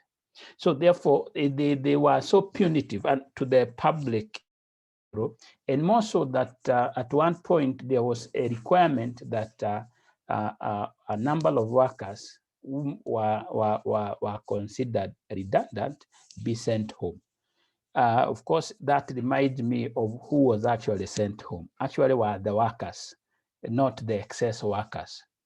You know, we have workers and mainly and without fear, I would say that there actually are many at the top rather than bottom there. There are so many at the top. We have too many of management than of course the managed. And therefore, there is always the question that the amount paid and the number then is small, but of course that was the main question. So therefore, in terms of structural adjustment programs, there is no difference with the current fiscal consolidation measures. And now, of course, as I didn't hear any other question pertaining to that other than comments.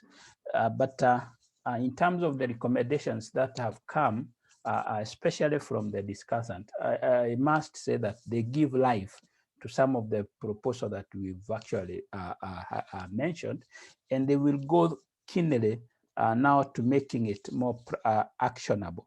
The issue of, I would want to mention maybe a few things that have come from the discussant. From Koesh had talked about the question of our duty bearers, whether they even know what they are doing. I think we need to relook and pay attention to that. And therefore, once we're talking about building capacity, as he has actually said, can we build capacity to our duty bearers? I tend to think they are even in a worse situation than the common mwananchi. And more so, separate. I've been saying this, that it was a mistake to have the, there is a saying that you cannot make your own cake and eat it. I don't know whether I'm saying it the right way, but we have now our members of parliament and policy makers for that case. They are the ones that institute the laws and the policies.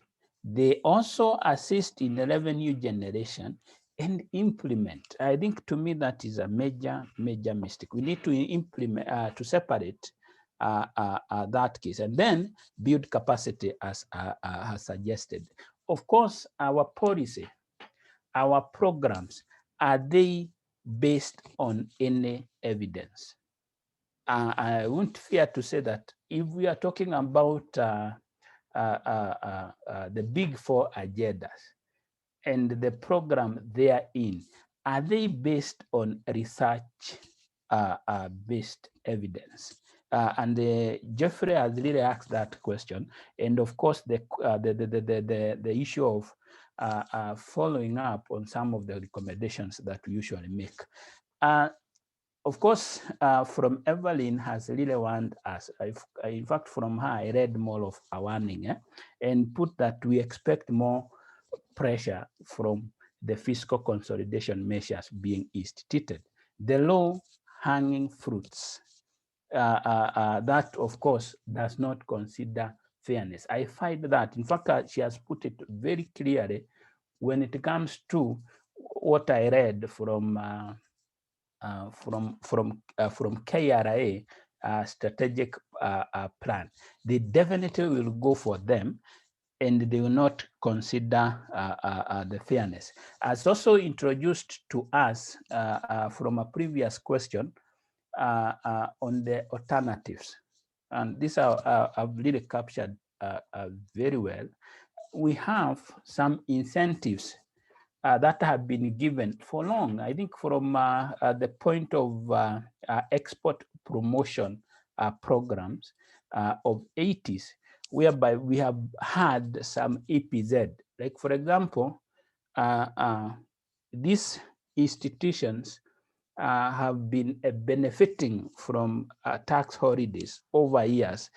And what benefit have they given to the country? Has they been of any much of use, the special economic zones? And of course, not forgetting our foreign experts.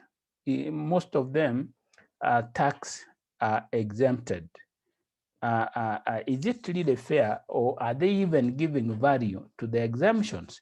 Plus, of course, if you talk about the foreign direct investment, they come in with a special of incentives, which is not given to local investors.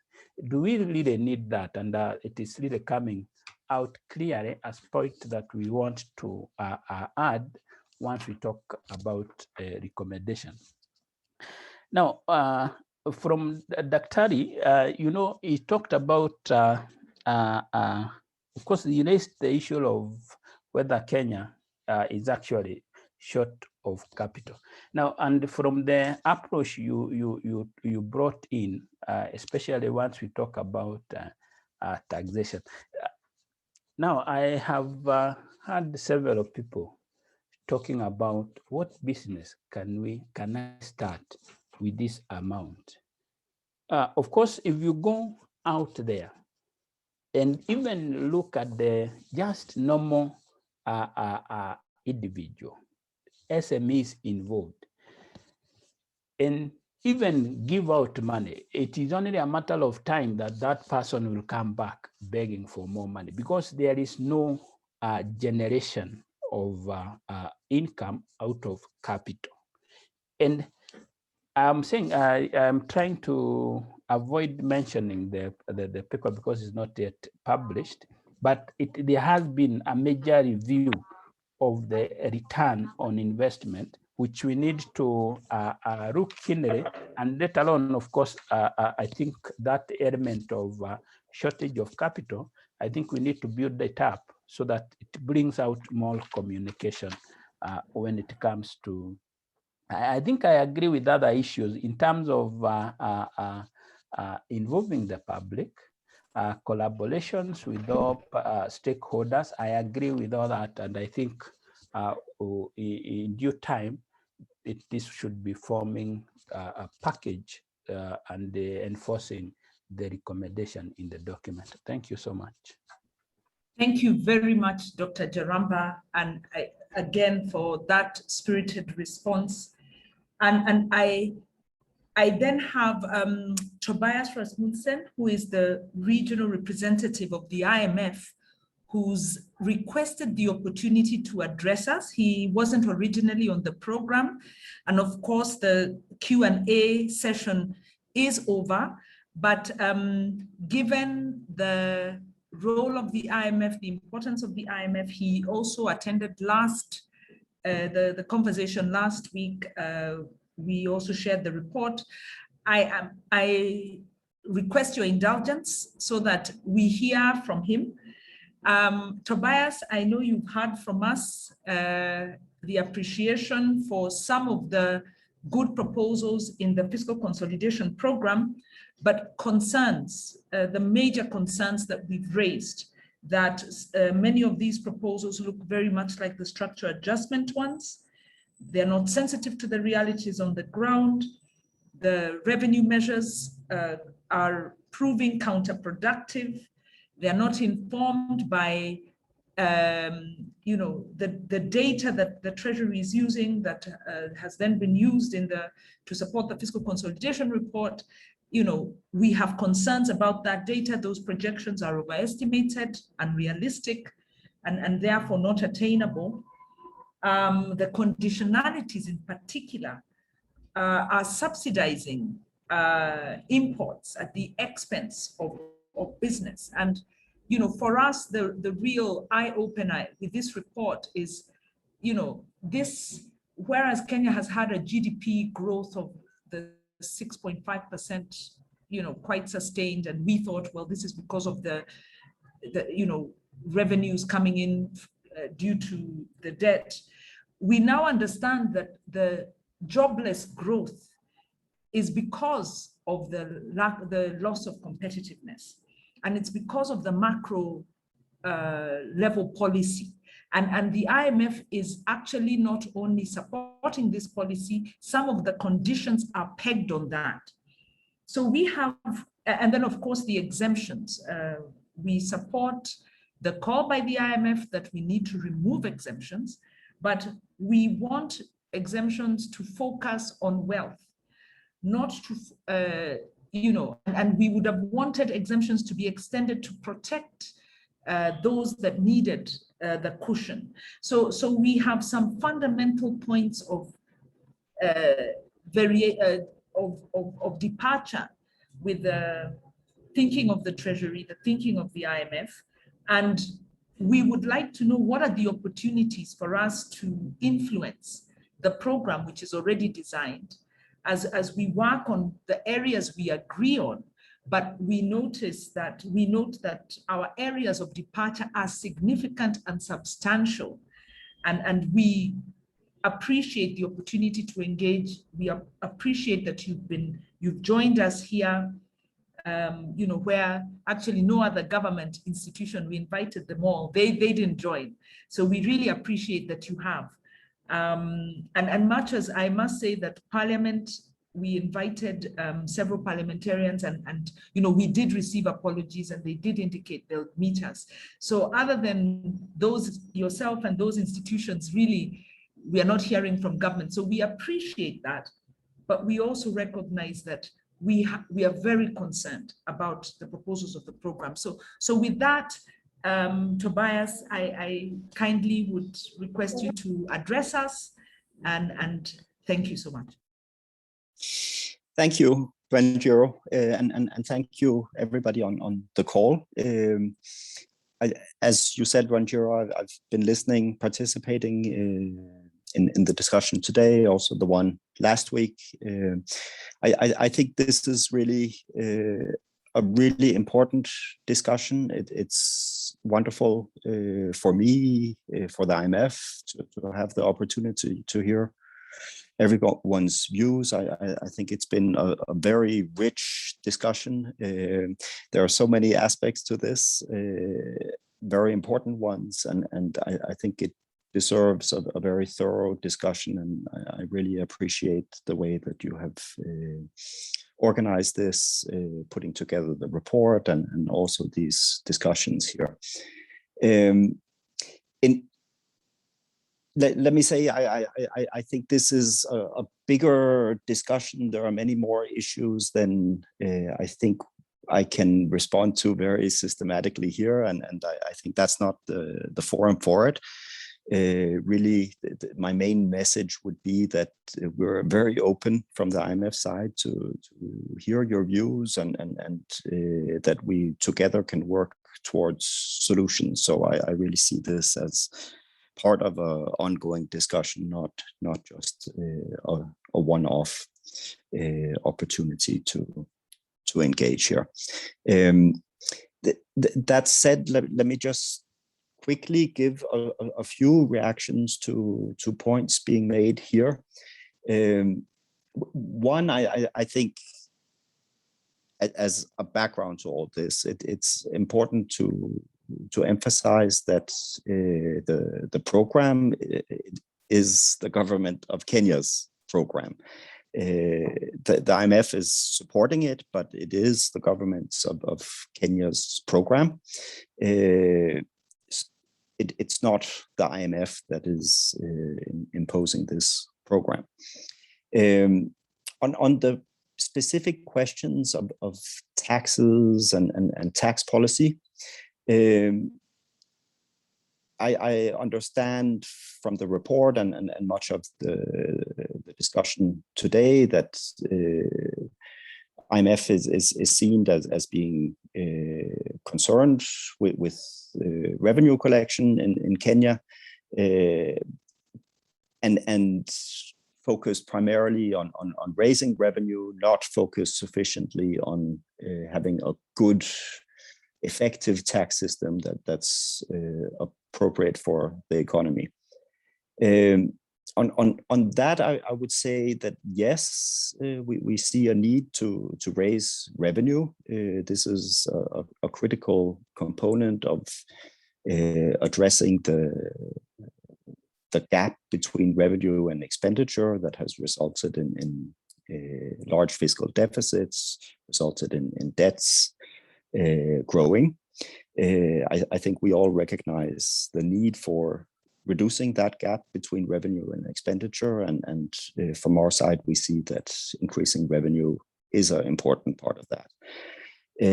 I would also note there that the tax burden in Kenya, as measured by revenue ratio to GDP, has been coming down in recent years.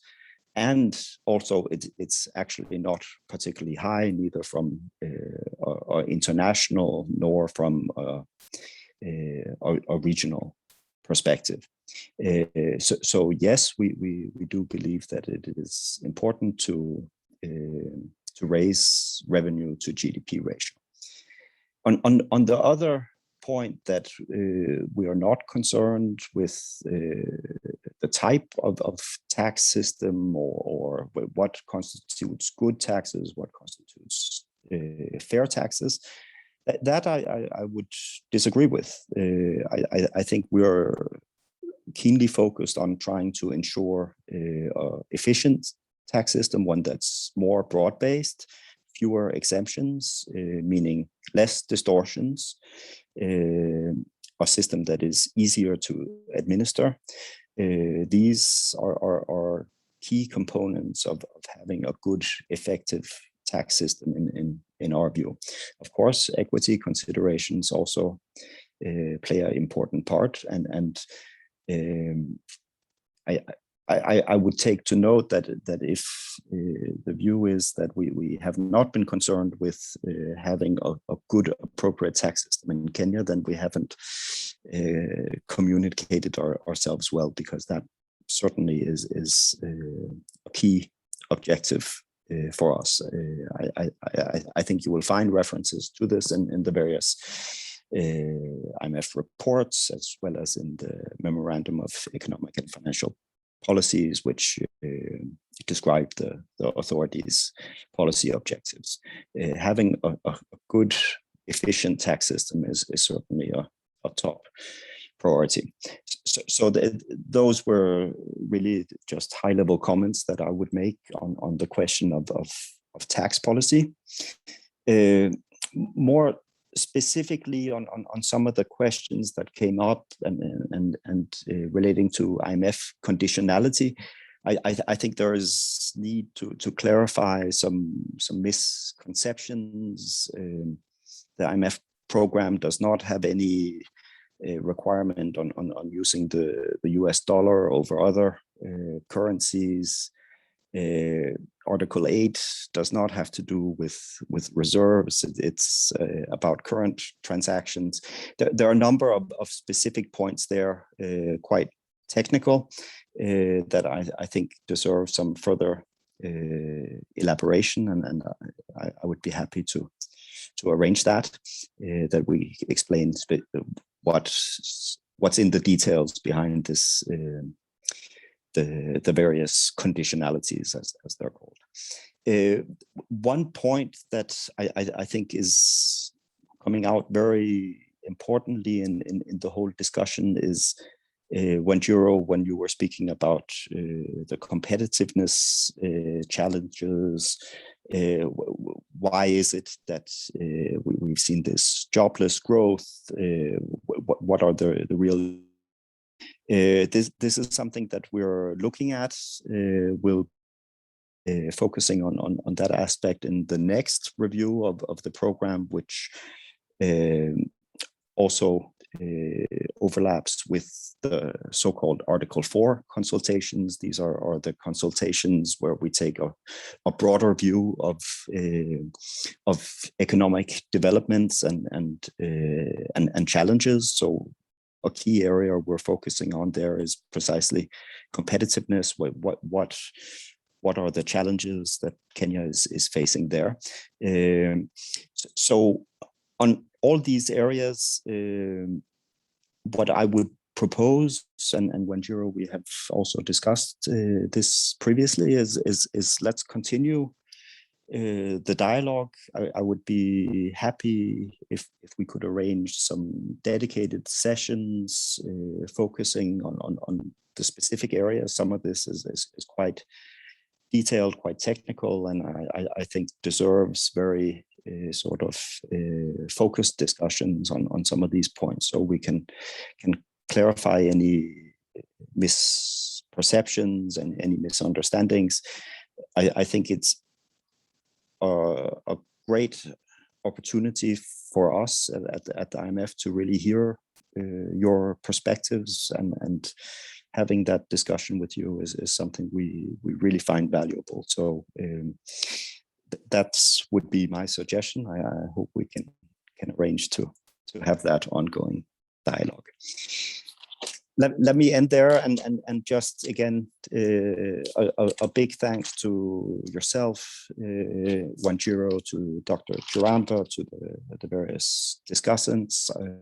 I think this has been a really excellent discussion. I've learned a lot. Thank you very much.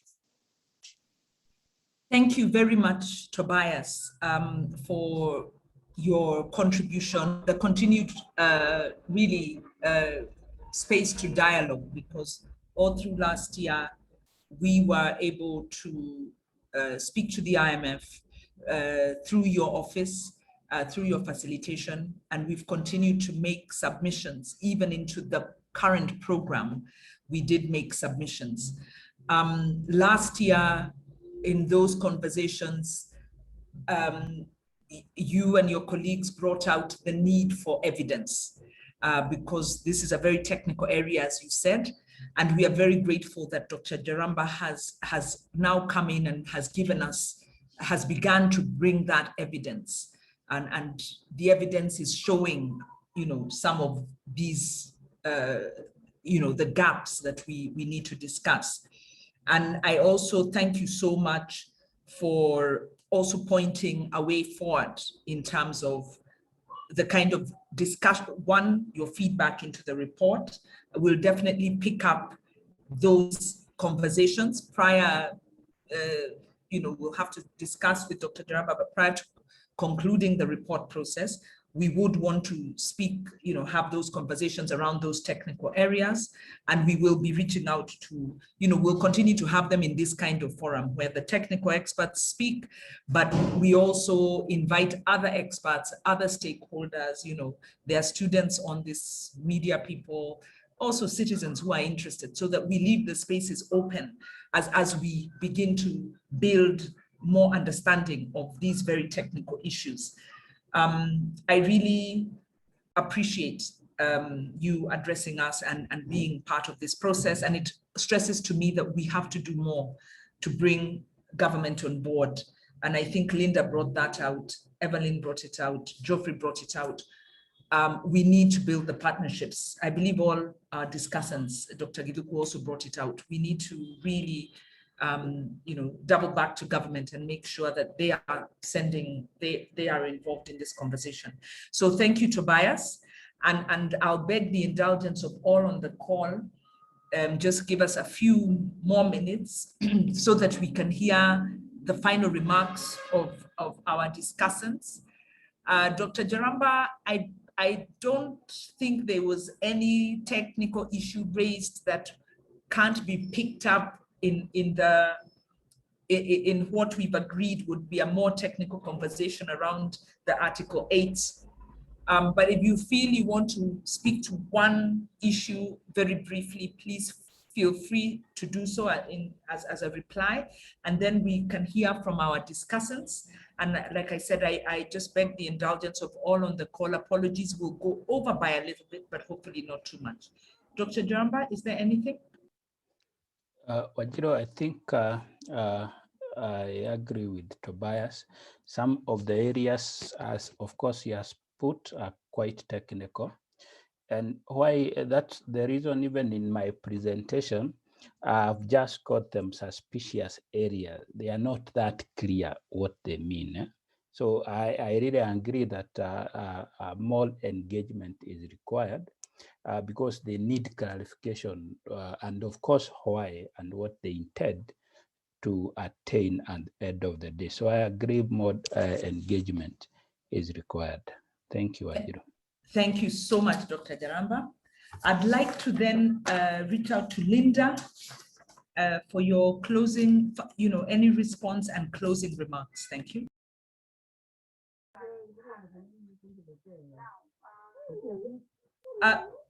Linda, you're not coming out clearly.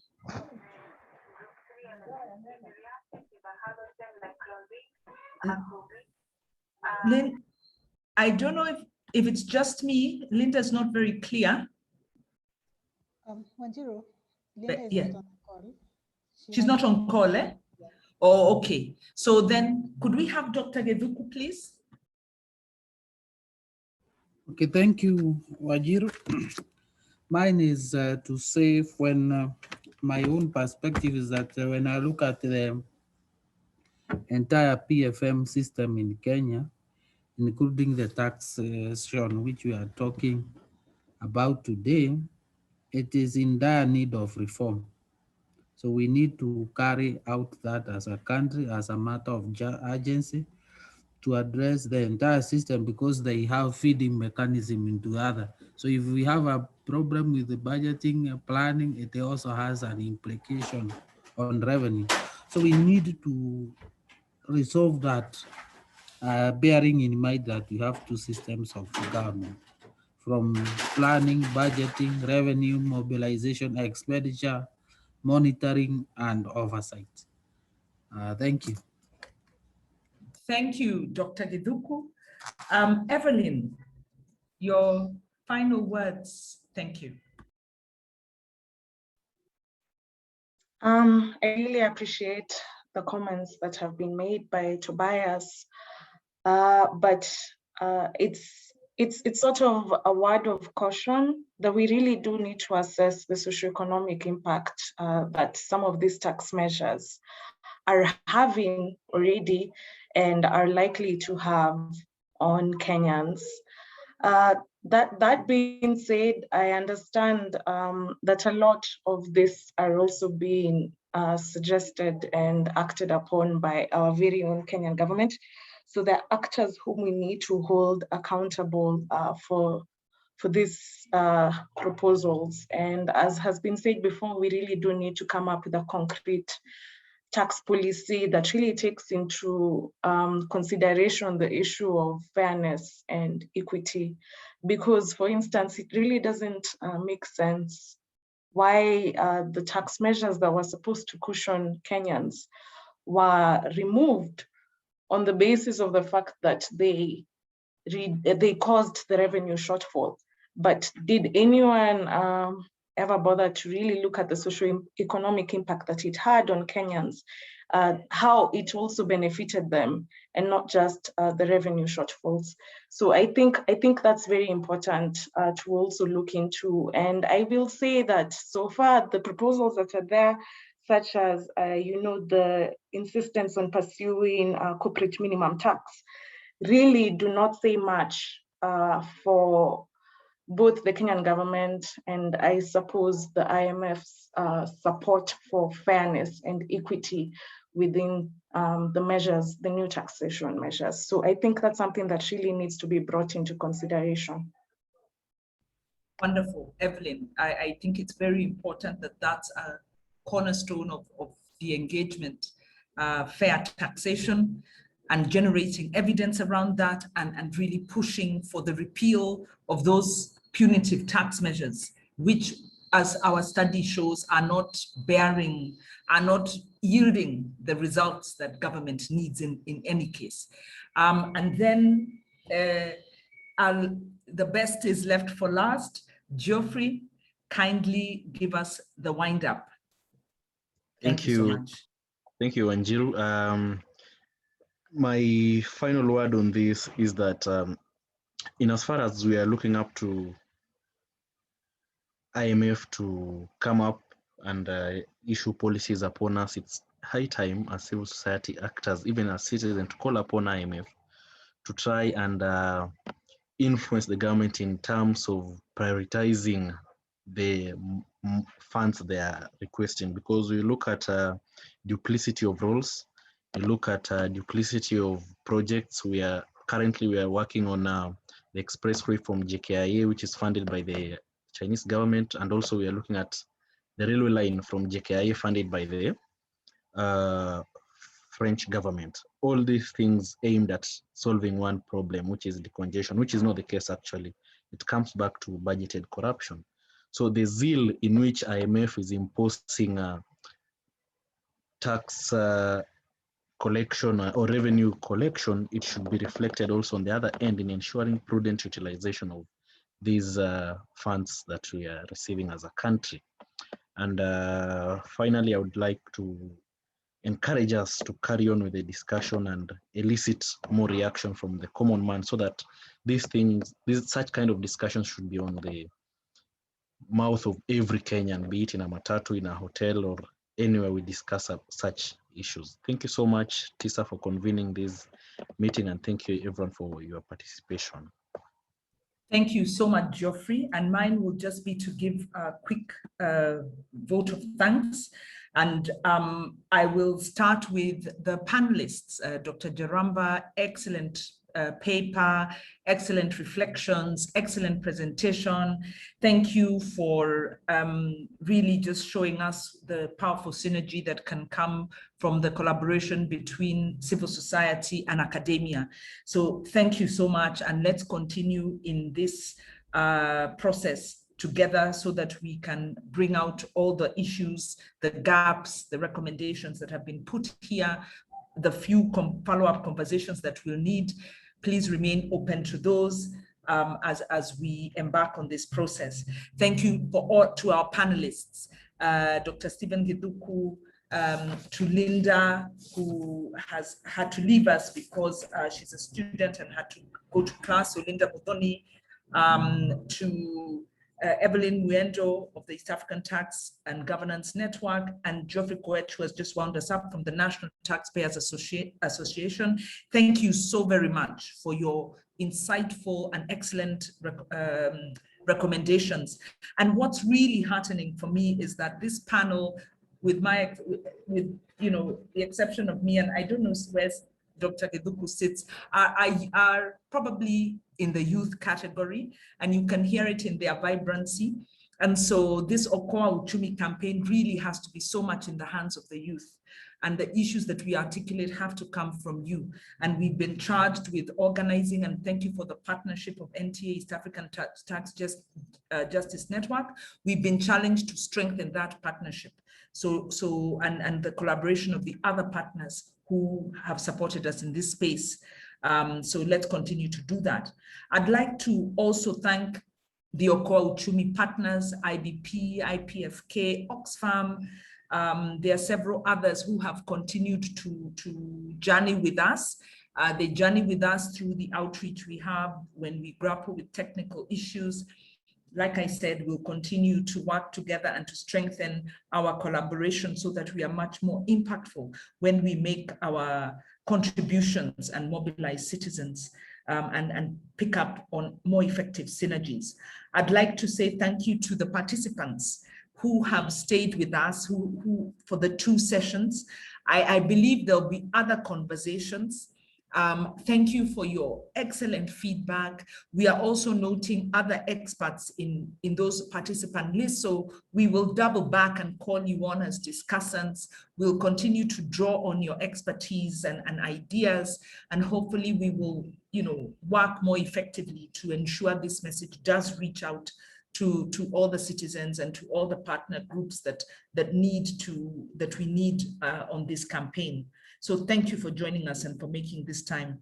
Thank you so much to our funders, Ford Foundation, Oxfam, Hewlett Foundation. Without their support, we wouldn't be here. And so we are really grateful to them for supporting us through financial resources, through technical inputs, and in other ways to enable us be here and be more effective in the work that we do.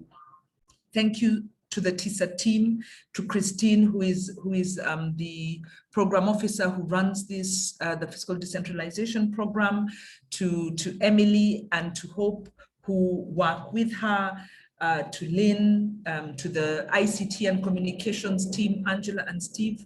Thank you so much, and to the wider administrative team who are extremely efficient and enable us to operate well in this space. So thank you, TISA team. Let's keep on keeping on. And if there's anyone I've forgotten, then, excuse me, but thank you so much for your time, your support, your contribution. And we undertake to keep up the leadership and the energy and the strength on this with your support and with your collaboration and with you various partners picking up the different aspects. We will be victorious in assisting our country come up with better economic policies for inclusion, for justice, that are sustainable, and that can redress the problem of our debt crisis. So thank you so much. I wish you all a blessed evening and look forward to our next engagement. We can close the forum. Thank you so much.